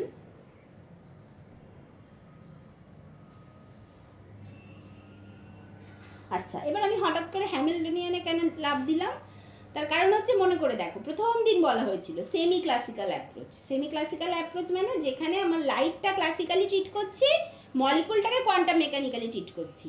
তাহলে এইবার আমি যখন কোন একটা মলিকুলার স্পেকট্রার ব্রডেনিং হচ্ছে তার জিনিসটা, সেই ব্যাপারটাকে এক্সপ্লেন করতে চাইছি, তাহলে অবশ্যই আমাকে কোয়ান্টাম মেকানিক্যালি ট্রিট করতে হবে। তাহলে কোয়ান্টাম মেকানিক্যালি ট্রিট করা মানেই টাইম ইন্ডিপেন্ডেন্ট হরিঞ্জার ইকুয়েশন লিখে ফেলো, সেটাকে সলভ করে তুমি সেখান থেকে এনার্জি পাবে, এনার্জি স্টেটগুলোর এনার্জি পাবে, সেটাতেই আমরা ইন্টারেস্টেড এই পার্টিকুলার কেসে, তাই তো? সেটাতেই আমরা ইন্টারেস্টেড, সেই জন্য আমি কিন্তু এক চান্সেই ওই হ্যামিল্টনিয়ানে চলে গেলাম। তাহলে when there is no collision then the Hamiltonian operator ধরো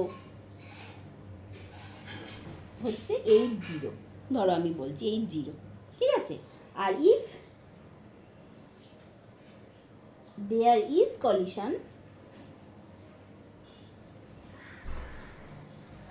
then the Hamiltonian operator সেটা আমি বলছি H, ঠিক আছে? তাহলে দ্য রিলেশনটা হচ্ছে দেন উই ক্যান রাইট এই Hটা ইকুয়ালস টু তোমার H0 প্লাস H প্রাইম, যেখানে H প্রাইমটা হচ্ছে এই কলিশনটা, মানে কলিশনের জন্য, মানে কলিশনটা থাকার জন্য আমার H0তে যে চেঞ্জটা হচ্ছে, মানে এনার্জির যে চেঞ্জটা হচ্ছে, মানে করসপন্ডিংলি হ্যামিল্টনিয়ান অপারেটরে যে চেঞ্জটা হচ্ছে সেইটা হচ্ছে H প্রাইম। তাহলে H প্রাইম হচ্ছে হ্যামিল্টনিয়ান ডিউ টু কলিশন, মানে শুধুমাত্র কলিশনের জন্য যে হ্যামিল্টনিয়ানের চেঞ্জটা হচ্ছে বা যে হ্যামিল্টনিয়ানটা আসছে সেটা হচ্ছে H প্রাইম। মানে বেসিক্যালি H প্রাইমটাকে বলা হয় the perturbation in the system, perturbation in the system. মানে তোমার একটা সিস্টেম ছিল যেটাতে কোনো কলিশন ছিল না, সেটা হচ্ছে আনপার্টার্বড সিস্টেম। তাতে তুমি প্রেশার বেশি করলে, প্রেশার বাড়িয়ে দিলে, কলিশন আনলে, মানে তুমি একটা আনপার্টার্ব শান্তশিষ্ট সিস্টেমে তুমি একটা ডিস্টারবেন্স আনলে, একটা পার্টারবেশন আনলে, যেটা আনলে সেটা হচ্ছে তোমার H প্রাইম। আর তাহলে তোমার এখন টোটাল সিস্টেমটা দাঁড়ালো ওই আগের শান্তশিষ্ট সিস্টেম প্লাস এই ডিস্টারবেন্সটা মিলে তোমার H দিল, ঠিক আছে? এটা হচ্ছে ব্যাপার। তাহলে H প্রাইমটা হচ্ছে পার্টারবেশন, Hটা হচ্ছে পার্টার্বড সিস্টেম, আর 80টা হচ্ছে আনপার্টাবড সিস্টেম, মানে সিস্টেম মানে আনপার্টাবড হ্যামিল্টনিয়ান, এটা পার্টাবড Hamiltonian and so on.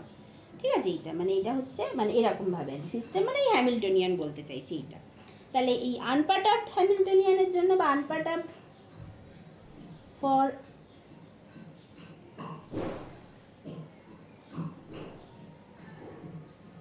আনপার্টাবড system এই H0 psi n 0 is equals to En 0 psi n 0।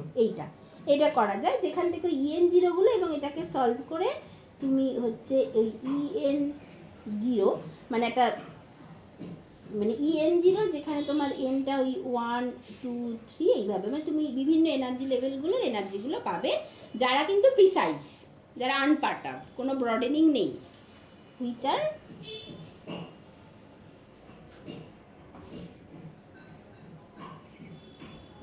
precise energy levels, তোমার এটা পাওয়া উচিত। ঠিক আছে, আনপার্টাবড সিস্টেমের জন্য। এবার তুমি পার্টারবেশন দিলে মানে ডিস্টারবেন্স দিলে, তাহলে পার্টারবড সিস্টেম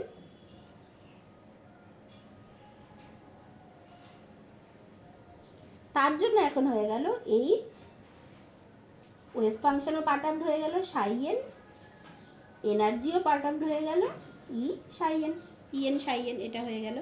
এখন তোমাকে দেবে হচ্ছে ইএন, মানে সেট অফ ইএন দেবে with N equals to 1 2 3 dot dot dot, মানে এই টাইম ইন্ডিপেন্ডেন্ট শরঞ্জার ইকুয়েশনটা সলভ করলে, এবং এখন কিন্তু energy levels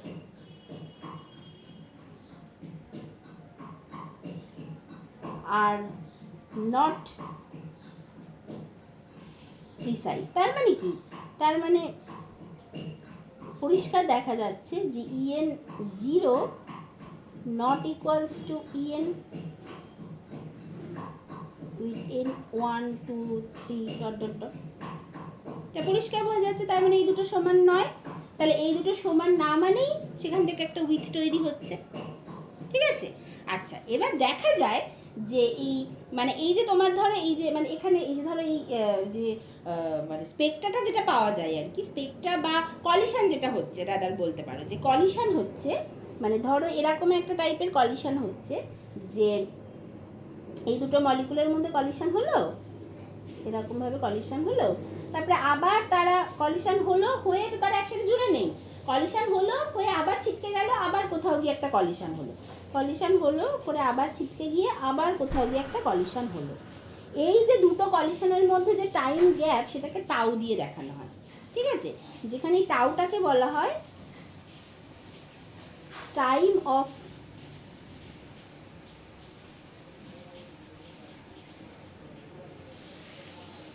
flight, time of flight মানে average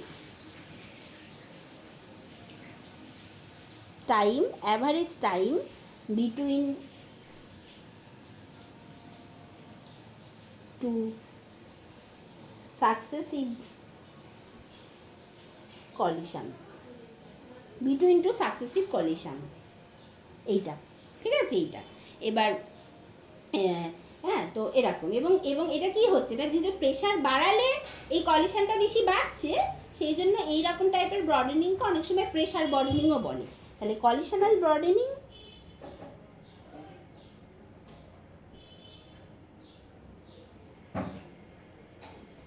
is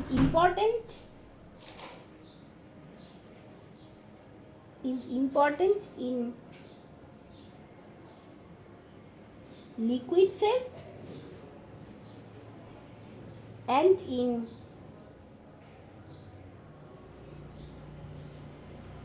gas phase when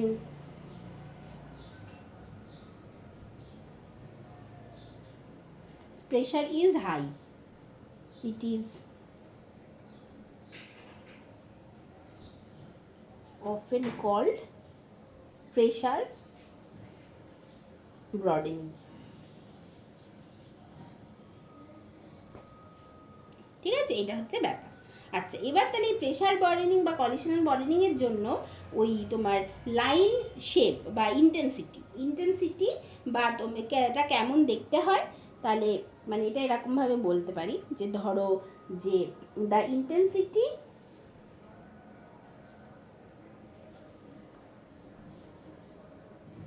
due to কলিশনাল broadening,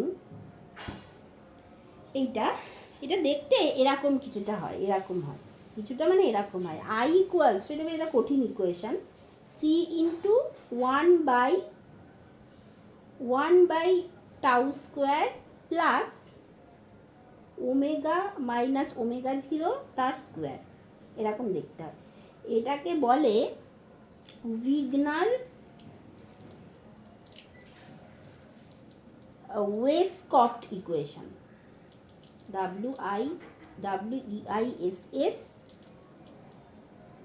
WEISSKOFT equation এটা বলে, ঠিক আছে? এরকম দেখতে হয়।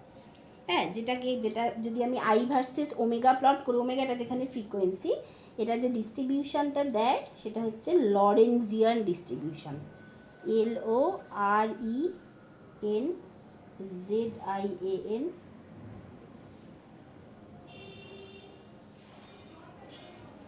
লরেনজিয়ান ডিস্ট্রিবিউশন এটা দেয়, ঠিক আছে? তাহলে when omega equals to omega zero, then কী হবে যদি omega equals to omega zero হয়, তাহলে দেখো যদি ওমেগাটা ওমেগা জিরোর সাথে সমান হয়, তাহলে যে আইটা দেবে সেটাই হচ্ছে আই ম্যাক্স, এটা হয় হচ্ছে ম্যাক্সিমাম ভ্যালু দেবে আই এর, যেটা হচ্ছে সি ওমেগা স্কোয়ার এইটা। হ্যাঁ, এবং সেই জন্য এই যে এরকম যদি প্লটটা যদি আঁকো, আই ভার্সেস ওমেগা প্লট, এইটা এরকম দেখতে হয়, মানে লরেনজিয়ান ডিস্ট্রিবিউশনের মতো দেখতে হবে আই ভার্সেস ওমেগা প্লট, যেটা কিন্তু ওই যে এইরকম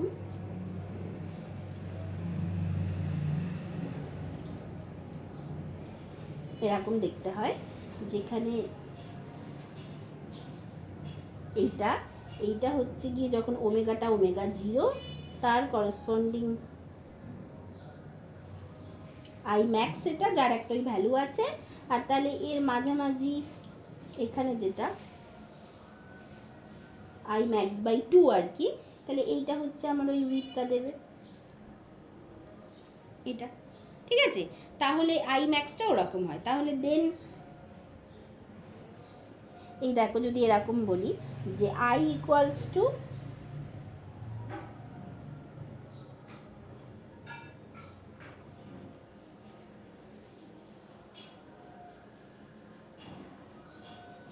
হ্যাঁ, মানে এটা হলো, তাহলে এবার এখান থেকে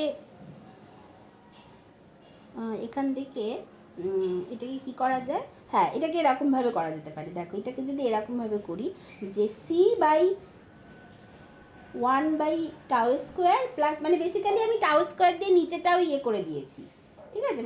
মানে আর কি সিম্পলিফাই করে দিয়েছি। তাহলে এটা থেকে যাবে C by one by tau square by তোমার হচ্ছে ইন্টু, এইভাবে করছি, ইন্টু ওয়ান বাই, এখানটা হয়ে যাচ্ছে one plus omega minus omega zero তার square into omega minus omega zero into tau তার স্কোয়ার, এটা হয়ে গেল। তাহলে এবার সি বাই এটা মানেই তো আই ম্যাক্স, এই যে এই উপরে লিখেছি, এটা মানেই তো I max into one by one plus omega minus omega zero into tau তার স্কোয়ার, আইটা হয়ে গেল। তাহলে এবার এখান থেকে দেখো এখানে কি হচ্ছে, এবার কখন আমার এটা আইটা আই ম্যাক্স বাই টু হবে, যেখান থেকে আমি ওমেগার ভ্যালুটা পেতে পারি, কখন হবে? যখন এই নিচে omega minus omega zero into tau সেইটার যে স্কোয়ার আছে সেটা যদি ওয়ান হয়ে যায়, তাহলে এই one by one plus one মানে টু, তার মানে এটা আই ম্যাক্স বাই টু হয়ে যাবে। তাহলে ওয়েন ওই কি হলো, when omega minus omega 0 into tau equals to 1, square equals to 1 মানে just এটা equals to 1, then omega minus omega zero হচ্ছে 1/টাউ, এইটা যদি হয় ওমেগা মাইনাস ওমেগা জিরো, যেটা হচ্ছে আমার বেসিক্যালি ওমেগা মাইনাস ওমেগা জিরোটাই তো এখানে আমার উইথ, এইটা সেটা যদি 1/টাউ হয়, দেন আই ম্যাক্সটা হচ্ছে আই ম্যাক্স/2 দেবে। তার মানে আমার এখানে ওই ডেল্টা ওমেগা যেটা, সেটা হতে হবে বেসিক্যালি 1/টাউ, এটা হবে, তাহলে সেটাই আমার উইথ দেবে। মানে বেসিক্যালি সরি আমি একটুখানি ভুল বললাম, মানে ওমেগা মাইনাস ওমেগা জিরোটা হচ্ছে 1/টাউ, তাহলে উইথ কোনটা, মানে ওমেগা মাইনাস ওমেগা জিরো, মানে ধরো ওমেগা মাইনাস ওমেগা জিরো, মানে এইটা যদি 1/টাউ হয়, মানে এইটা 1/টাউ, এইটা 1/টাউ, তাহলে টোটাল উইথ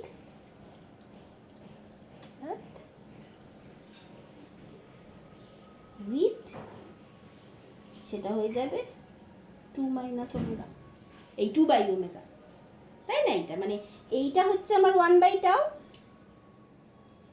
আর এইটা 1/টাউ, তাহলে উইথটা হবে, উইথ যেটা সেটা নিচে লিখেছি আর লিখছি না, এটা 2/টাউ হয়ে যাবে। ঠিক আছে, তাহলে এইভাবে কিন্তু কলিশনাল ব্রডেনিংটা করা যায়। বুঝতে পেরেছো কলিশনাল ব্রডেনিংটা? বুঝতে পেরেছো তো? হ্যাঁ, ঠিক আছে এইটা।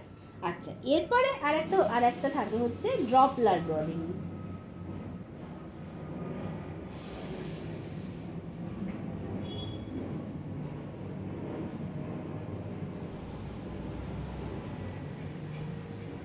ড্রপলার ব্রডেনিং এটা। আচ্ছা, ড্রপলার ব্রডেনিং কি? এটার ক্ষেত্রে তোমার ধরো গ্যাস ফেজের ক্ষেত্রে ইম্পর্টেন্ট, মানে গ্যাস ফেজের ক্ষেত্রে বাট লো প্রেসারে মানে ধরো তুমি প্রেসার কমিয়ে দিলে, তাহলে তোমার কলিশনাল ব্রডেনিং এর পরিমাণটা খুবই কমে যাবে বা থাকবে না, কিন্তু তখন একটা ব্রডেনিং থেকে যায় যেটা হচ্ছে বলে ড্রপলার ব্রডেনিং। মানে ধরো লিকুইড ফেজ আমি নিচ্ছি না, বা লিকুইড ফেজেরও প্রেসার ভীষণ কমিয়ে দিলাম, বা লিকুইড ফেজ আর কনসিডার করছি না, গ্যাস ফেজ, মানে গ্যাস ফেজের ক্ষেত্রে তো প্রেসার যথেষ্ট বাড়ালে তবে কলিশনাল ব্রডেনিং পাচ্ছি, আর লিকুইড ফেজে এমনি কলিশনাল ব্রডেনিং আছে। এবার গ্যাস ফেজ সিস্টেমে নিলাম কিন্তু আমি প্রেসার খুব কমিয়ে দিলাম, তাহলে কলিশনাল ব্রডেনিংটার এফেক্ট খুব কমে গেল বা প্রায় থাকলো না কলিশনাল ব্রডেনিং। তখনও যে ব্রডেনিংটা থাকে সেটা হচ্ছে ড্রপলার ব্রডেনিং। ড্রপলার ব্রডেনিং মানে কি বলতো, সেই ড্রপলার এফেক্টের মতো আমরা এইচএসে পড়তাম না, ড্রপলার এফেক্ট, যে ট্রেন যেদিকে আসছে আমি যদি সেদিকে যাই তাহলে আস্তে আস্তে আমার ট্রেনের আওয়াজটা আমি বেশি শুনতে পাই, মানে ফ্রিকোয়েন্সিটা বাড়ে। আর যদি ট্রেন যেদিকে যাচ্ছে আমি যদি তার মানে ট্রেন যদি আমার উল্টো দিকে হাঁটা মারে, মানে আস্তে আস্তে যদি আমাদের মধ্যে দূরত্বটা বেড়ে যায়, বা রাদার এরকমভাবে বলো আস্তে আস্তে যদি ট্রেন আর আমার মধ্যে দূরত্বটা বেড়ে যায়, তাহলে একটা সময়ের পর আমি আর আওয়াজটা শুনতে পাবো না। যদি আমার আর ট্রেনের মধ্যে দূরত্ব কমবে, মানে আমি যেদিকে যাচ্ছি ট্রেনটা উল্টো দিকে যাচ্ছে, তার মানে আমাদের দূরত্ব আস্তে আস্তে কমছে আর কি, হ্যাঁ, মানে একটা সময় ক্রস করছি আর কি, কমছে, তখন আমি তত বেশি আওয়াজ পাবো। আর অন্যদিকে আমি যেদিকে যাচ্ছি ট্রেনও সেদিকে যাচ্ছে, ট্রেনের ভেলোসিটি বেশি হওয়ার জন্য ট্রেন ছেড়ে চলে যাবে, তখন আমি আস্তে আস্তে আওয়াজটা কমতে থাকবে। যে এই ড্রপলার এফেক্ট যেটা আমরা পড়তাম না, এখানেও তেমন। এখানে তেমন মানে ব্যাপারটা কি, তাহলে প্রথমত আর কি লিখি যে it is important for gas phase at low pressure. ঠিক আছে, আর লো প্রেশার এইটা। এবং এটার ক্ষেত্রে ব্যাপারটা কি, মানে ধরো মলিকুল আছে, গ্যাস মলিকুল যেদিকে যাচ্ছে লাইটটাও তার উল্টো দিকে আসছে, এই ক্ষেত্রে ফ্রিকোয়েন্সিটা বাড়বে। আর তোমার হচ্ছে কি গ্যাস মলিকুল যেদিকে যাচ্ছে লাইটটা তার সেদিকে যাচ্ছে, তাহলে আস্তে আস্তে ফ্রিকোয়েন্সিটা কমতে থাকবে। ঠিক আছে, এরকম একটা ব্যাপার। তাহলে এই একটা এফেক্ট দেখা যায়, তার জন্য তোমার মানে এনার্জিটা প্রিসাইজ থাকে না। এবং সেক্ষেত্রে যে ইকুয়েশনটা, সেই ইকুয়েশনটা এরকম হয়, I = I max into e to the power minus mc² / 2 kBT μ0² into new minus nu zero square, এরকম দেখতে হয়। এবং যেটা অবশ্যই গাউসিয়ান ব্রডেনিং হয় বা গাউসিয়ান ডিস্ট্রিবিউশন বা গাউসিয়ান ইন নেচার হয়, যেমন আগেরটা লরেঞ্জিয়ান ডিস্ট্রিবিউশন ছিল, এটা গাউসিয়ান ইন নেচার হয়। ঠিক আছে, এবং সেক্ষেত্রে এটার যদি প্লটটা করি,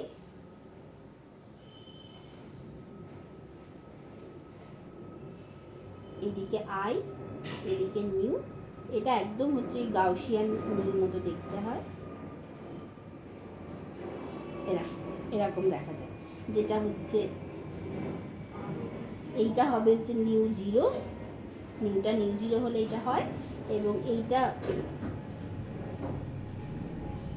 আই ম্যাক্স, এইটা হচ্ছে আই ম্যাক্স বাই 2। তাহলে এইখানে যে উইথটা দেখা যাবে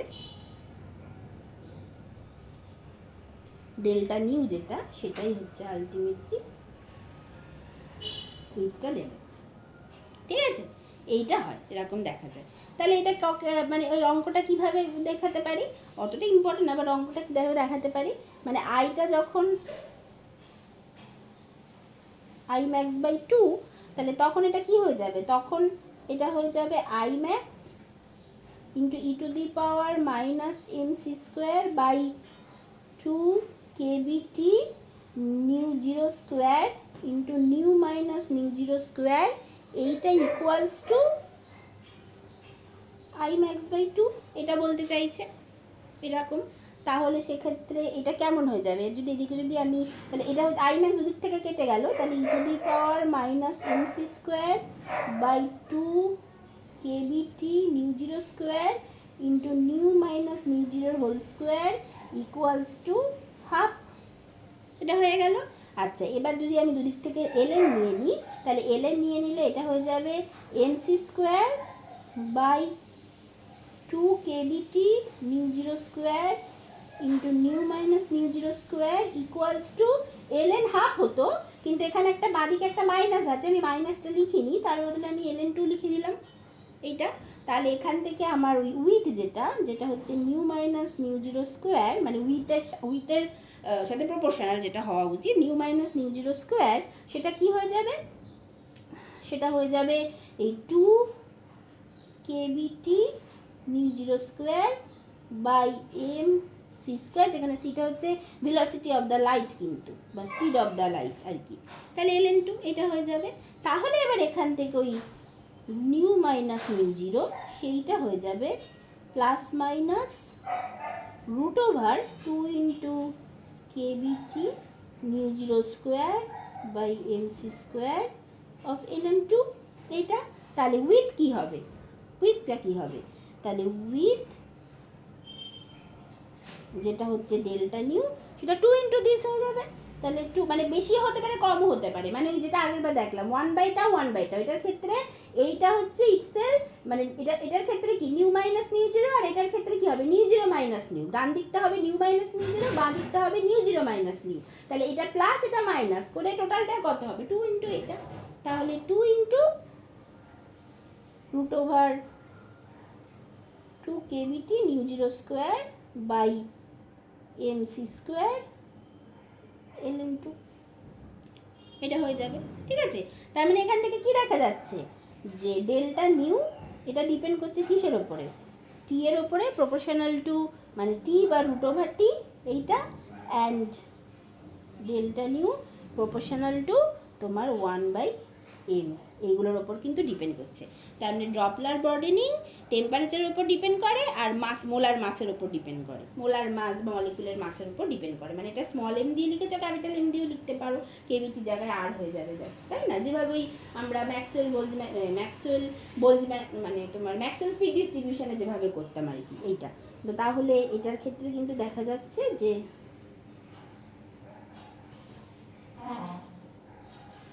Doppler broadening increases with increasing temperature, এটা একটা, আর Doppler broadening decreases with decrease in decreases with increase in molar mass. ঠিক আছে, তাহলে এইটা হয়ে গেল। আচ্ছা, এবার ধরো তুমি, ঠিক আছে, তুমি তাহলে তাহলে তুমি কলিশনাল বডেনিং কোনোভাবে প্রেশার কমিয়ে কলিশনাল বডেনিং সরিয়ে তুমি তাহলে দেখলে যে ড্রপলার বডেনিং থেকে যাচ্ছে। এবার ড্রপলার বডেনিংও তুমি মিনিমাইজ করতে পারো বা সরিয়ে দিতে পারো। কী করে? মলিকুলটাকে ট্র্যাপ করে দিলে। লাইটটাকে তো ট্র্যাপ করতে পারবে না, মলিকুলটাকে ট্র্যাপ করে দিলে। তাহলে মলিকুল লাইটের দিকে যাচ্ছে বা লাইটের থেকে সরে যাচ্ছে এরকম কোনো ব্যাপার ঘটছে না, তুমি মলিকুলটাকে একদম ট্র্যাপ করে দিলে কোনো রকমভাবে। তাহলে ড্রপলার বডেনিং বলেও আর কিছু থাকবে না। কিন্তু তখনও আমরা স্পেকট্রাল উইথ পাই, তখনও যে বডেনিংটা থেকে যায় সেটাকে বলে uncertainty broadening. Uncertainty broadening is due to the Heisenberg uncertainty principle, and there is always Heisenberg uncertainty principle, মানে ওটা থাকবেই। আমরা জানি যে কোয়ান্টাম মেকানিক্যাল সিস্টেম মানে হাইজেনবার্গ আনসার্টেনটি প্রিন্সিপাল থাকতেই হবে। তার মানে অবশ্যই আনসার্টেনিটি ইন বডেনিংটা সবসময় থাকে। মানে ওই যে আমরা যে এনার্জি টাইম আনসার্টেনিটি প্রিন্সিপাল যেটা পাই সেটার জন্যই ওই এনার্জি লেভেলগুলো কখনোই প্রিসাইজ হয় না। মানে কলিশনাল বডেনিংও যদি রিমুভ করে দিই, তোমার হচ্ছে তারপরে ড্রপলার বডেনিংও যদি রিমুভ করে দিই, তারপরও energy level is not precise at all. সবসময় দেয়ার ইজ দ্য বডেনিং, সেটাকে হচ্ছে আনসার্টেনিটি বডেনিং বলে। ঠিক আছে? তাহলে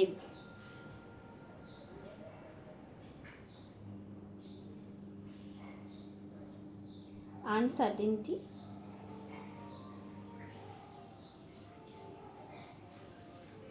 ব্রডেনিং এটা। তাহলে এটার ক্ষেত্রে কি হবে? তাহলে এটার ক্ষেত্রে বেসিক্যালি আমার থাকা উচিত ছিল এরকম, এটা হচ্ছে ইএন, এটা হচ্ছে ইএম, এটা এন স্টেট, এটা এম স্টেট, এবং ট্রানজিশনটা হওয়া উচিত ছিল এরকম। বাট ডিউ টু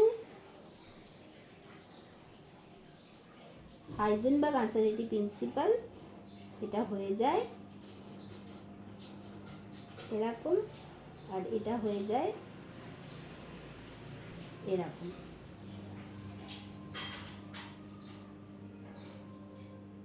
এটা হচ্ছে এন স্টেট, এটা হচ্ছে এম স্টেট। তাহলে এখন আমার এনার্জিটা মানে এইটা হওয়া উচিত ছিল ই এন, আর এটা হওয়া উচিত ছিল ই এম, বাট এখন হয়ে গেল এটা হচ্ছে delta E N, delta E N, আর এখন এটা হয়ে গেছে ডেল্টা ই এন এরকম।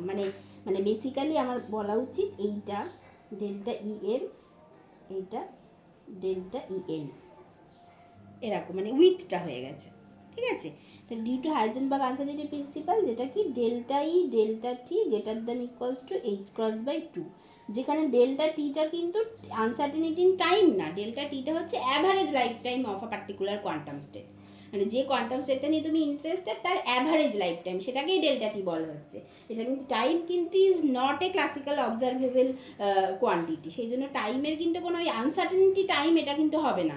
Uncertainty in a particular property বা পার্টিকুলার প্রপার্টি হয় যখন সেই পার্টিকুলার প্রপার্টিটা মেজারেবল হয়, মানে তোমার হচ্ছে ফিজিক্যালি মেজারেবল হয়, মানে কি, মানে ক্লাসিক্যাল অবজারভেবল হয়। Time is not a classical observable. ঠিক আছে? টাইম হচ্ছে ডাইনামিক একটা ব্যাপার, সেই জন্য এটা হচ্ছে অ্যাভারেজ লাইফ টাইম ডেল্টা টি। ঠিক আছে? Delta x delta P extra যেখানে তোমার আনসার্টেনিটি পজিশন, আনসার্টেনিটি মোমেন্টাম, এইখানে কিন্তু ডেল্টা টি মানে আনসার্টেনিটি টাইম নয়। মানে এগুলো আমি জাস্ট একবার মনে করিয়ে দিচ্ছি। তাহলে এইটা হবে। তাহলে এইটা হওয়ার জন্য আমার আগে এখানে এইটা ছিল মিউ এম এন 0 এরকম হচ্ছিল। এখন আমার কি হতে পারে? এখন হচ্ছে একটা রেঞ্জ ইন ফ্রিকোয়েন্সি হচ্ছে, সেই আবার আগের মতো এটা থেকে এইটা হতে পারে, এটা থেকে এইটা হতে পারে, বা এটা থেকে এইটা হতে পারে, এরকমভাবে যেতে পারে। তাহলে সেটার জন্য এখন কি হয়ে যাচ্ছে এই পার্টিকুলার কেসে, নিউ এম এনটা epsilon N epsilon M minus epsilon N করা উচিত। এপসিলন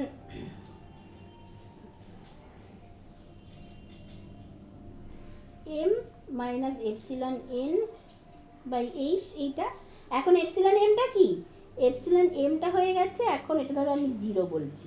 ঠিক আছে? এরকমভাবে। তাহলে এখন এপসিলন এমটা হয়ে গেছে, আর এটা এপসিলন এম এপসিলন এন। তাহলে এখন এপসিলন এমটা হয়ে গেছে এপসিলন এম 0 প্লাস মাইনাস কি হবে দেখো, এখানে একটু ভালো করে দেখো, এই যে ডেল্টা এপসিলনটা মিনিমাম ভ্যালুটা কি হওয়া উচিত, H cross by 2 into delta T, এটা হওয়া উচিত। এবার ডেল্টা টিটাকে আমি যদি টাউ বলি, তাহলে ডেল্টা এপসিলনটা হওয়া উচিত, ডেল্টা টিটাকে আমি টাউ বলছি। ঠিক আছে? তাহলে ডেল্টা এপসিলনটা হওয়া উচিত এইচ ক্রস বাই টু, মানে হচ্ছে H cross by two into tau, বা এটা হওয়া উচিত H by 4 pi into tau, এইটা। আচ্ছা, এবারে ডেল্টাটা কিভাবে আছে? এটা বেশিও হতে পারে কমও হতে পারে, ডেল্টাটা তো বেশিও হতে পারে কমও হতে পারে, সেরকমভাবে আছে। তার মানে অ্যাকচুয়ালি ডেল্টাটা এখানে কত, মানে মানে মানে আমি এখানে যদি বলি তাহলে ডেল্টাটা অ্যাকচুয়ালি কত? ইন দিস কেস আমার এই উইথটা হবে হচ্ছে এইচ বাই 4 পাই টাউ। ও এত কেন ভুল হচ্ছে? H by 4 pi into tau, এটা হবে উইথটা, টোটাল উইথটা। তাহলেই বেশ, তাহলে এই মানে তার মানে এই এক একটা ভাগ কত, মানে টোটাল উইথটা যদি 4 বাই টাউ হয় তাহলে এক একটা ভাগ কত? তাহলে এক একটা ভাগ কত? এক একটা ভাগ তার মানে টোটাল উইথটা, তার মানে এটা বেসিক্যালি কি করে এসছে? এটা এসছে হচ্ছে 2 into H by 8 pi tau, এইটা মানেই তো এসছে।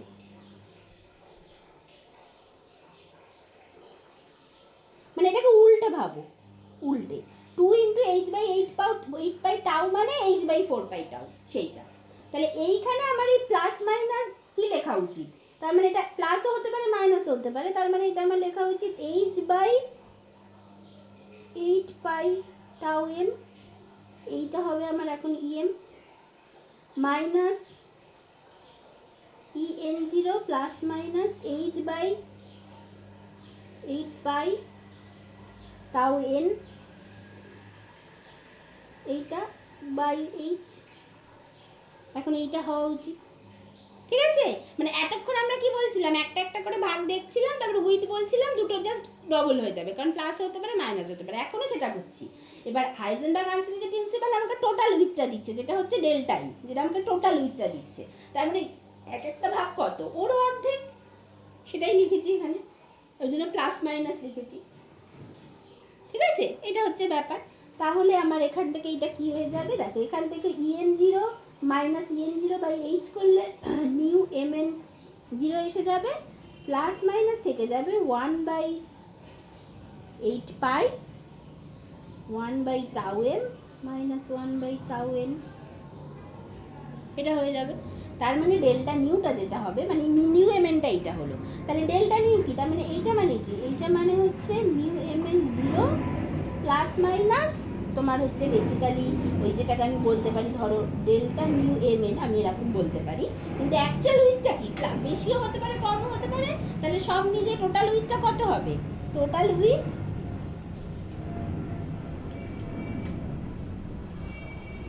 ডেল্টা নিউটা হবে হচ্ছে ওই 2 ইন্টু এইটা, তার মানে 1/4 pi 1 by tau N minus 1 by tau N. তাহলে এইটা হচ্ছে সব সময় থাকে, যেটা হচ্ছে আনসার্টেনিটি বর্ডেনিং, এইটা। ঠিক আছে? এইবার হচ্ছে ইফ উই কনসিডার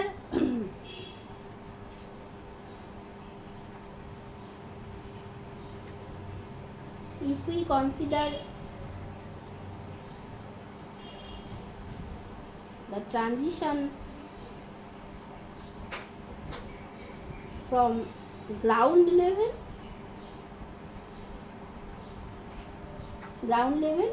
মানে এই পার্টিকুলার কেসে এনটা হচ্ছে গ্রাউন্ড স্টেট,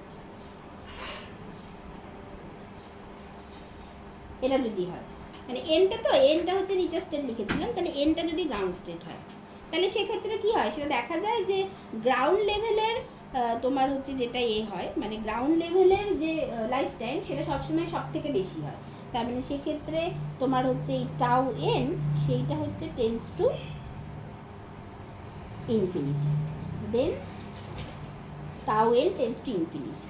ঠিক আছে? গ্রাউন্ড লেভেলের অ্যাভারেজ লাইফ টাইম সব থেকে বেশি হয়, সেদিন সব থেকে বেশি স্টেবল হয় যেহেতু। তাহলে দেন ডেল্টা নিউ যেটা, সেটা হয়ে যাবে কত? 1/4 পাই টাউ এম হয়ে যাবে। তার মানে যেখানে টাউ এমটা average life time of the excited state. মানে mth excited state of the mth excited state, এটা হয়ে গেল।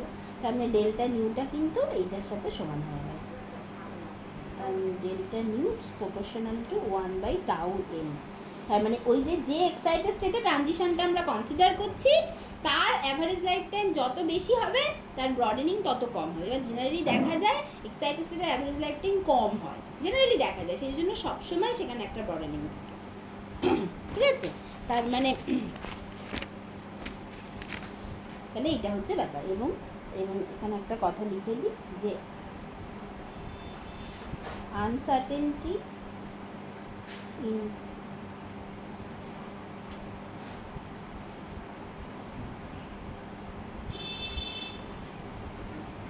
broadening can never be eliminated,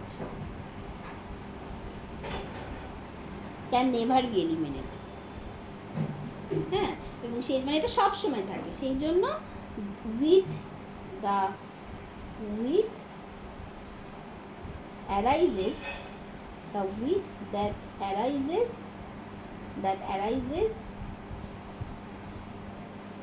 due to uncertainty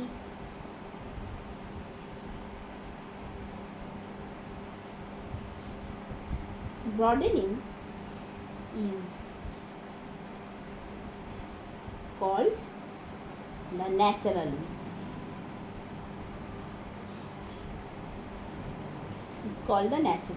সব সময় থাকে।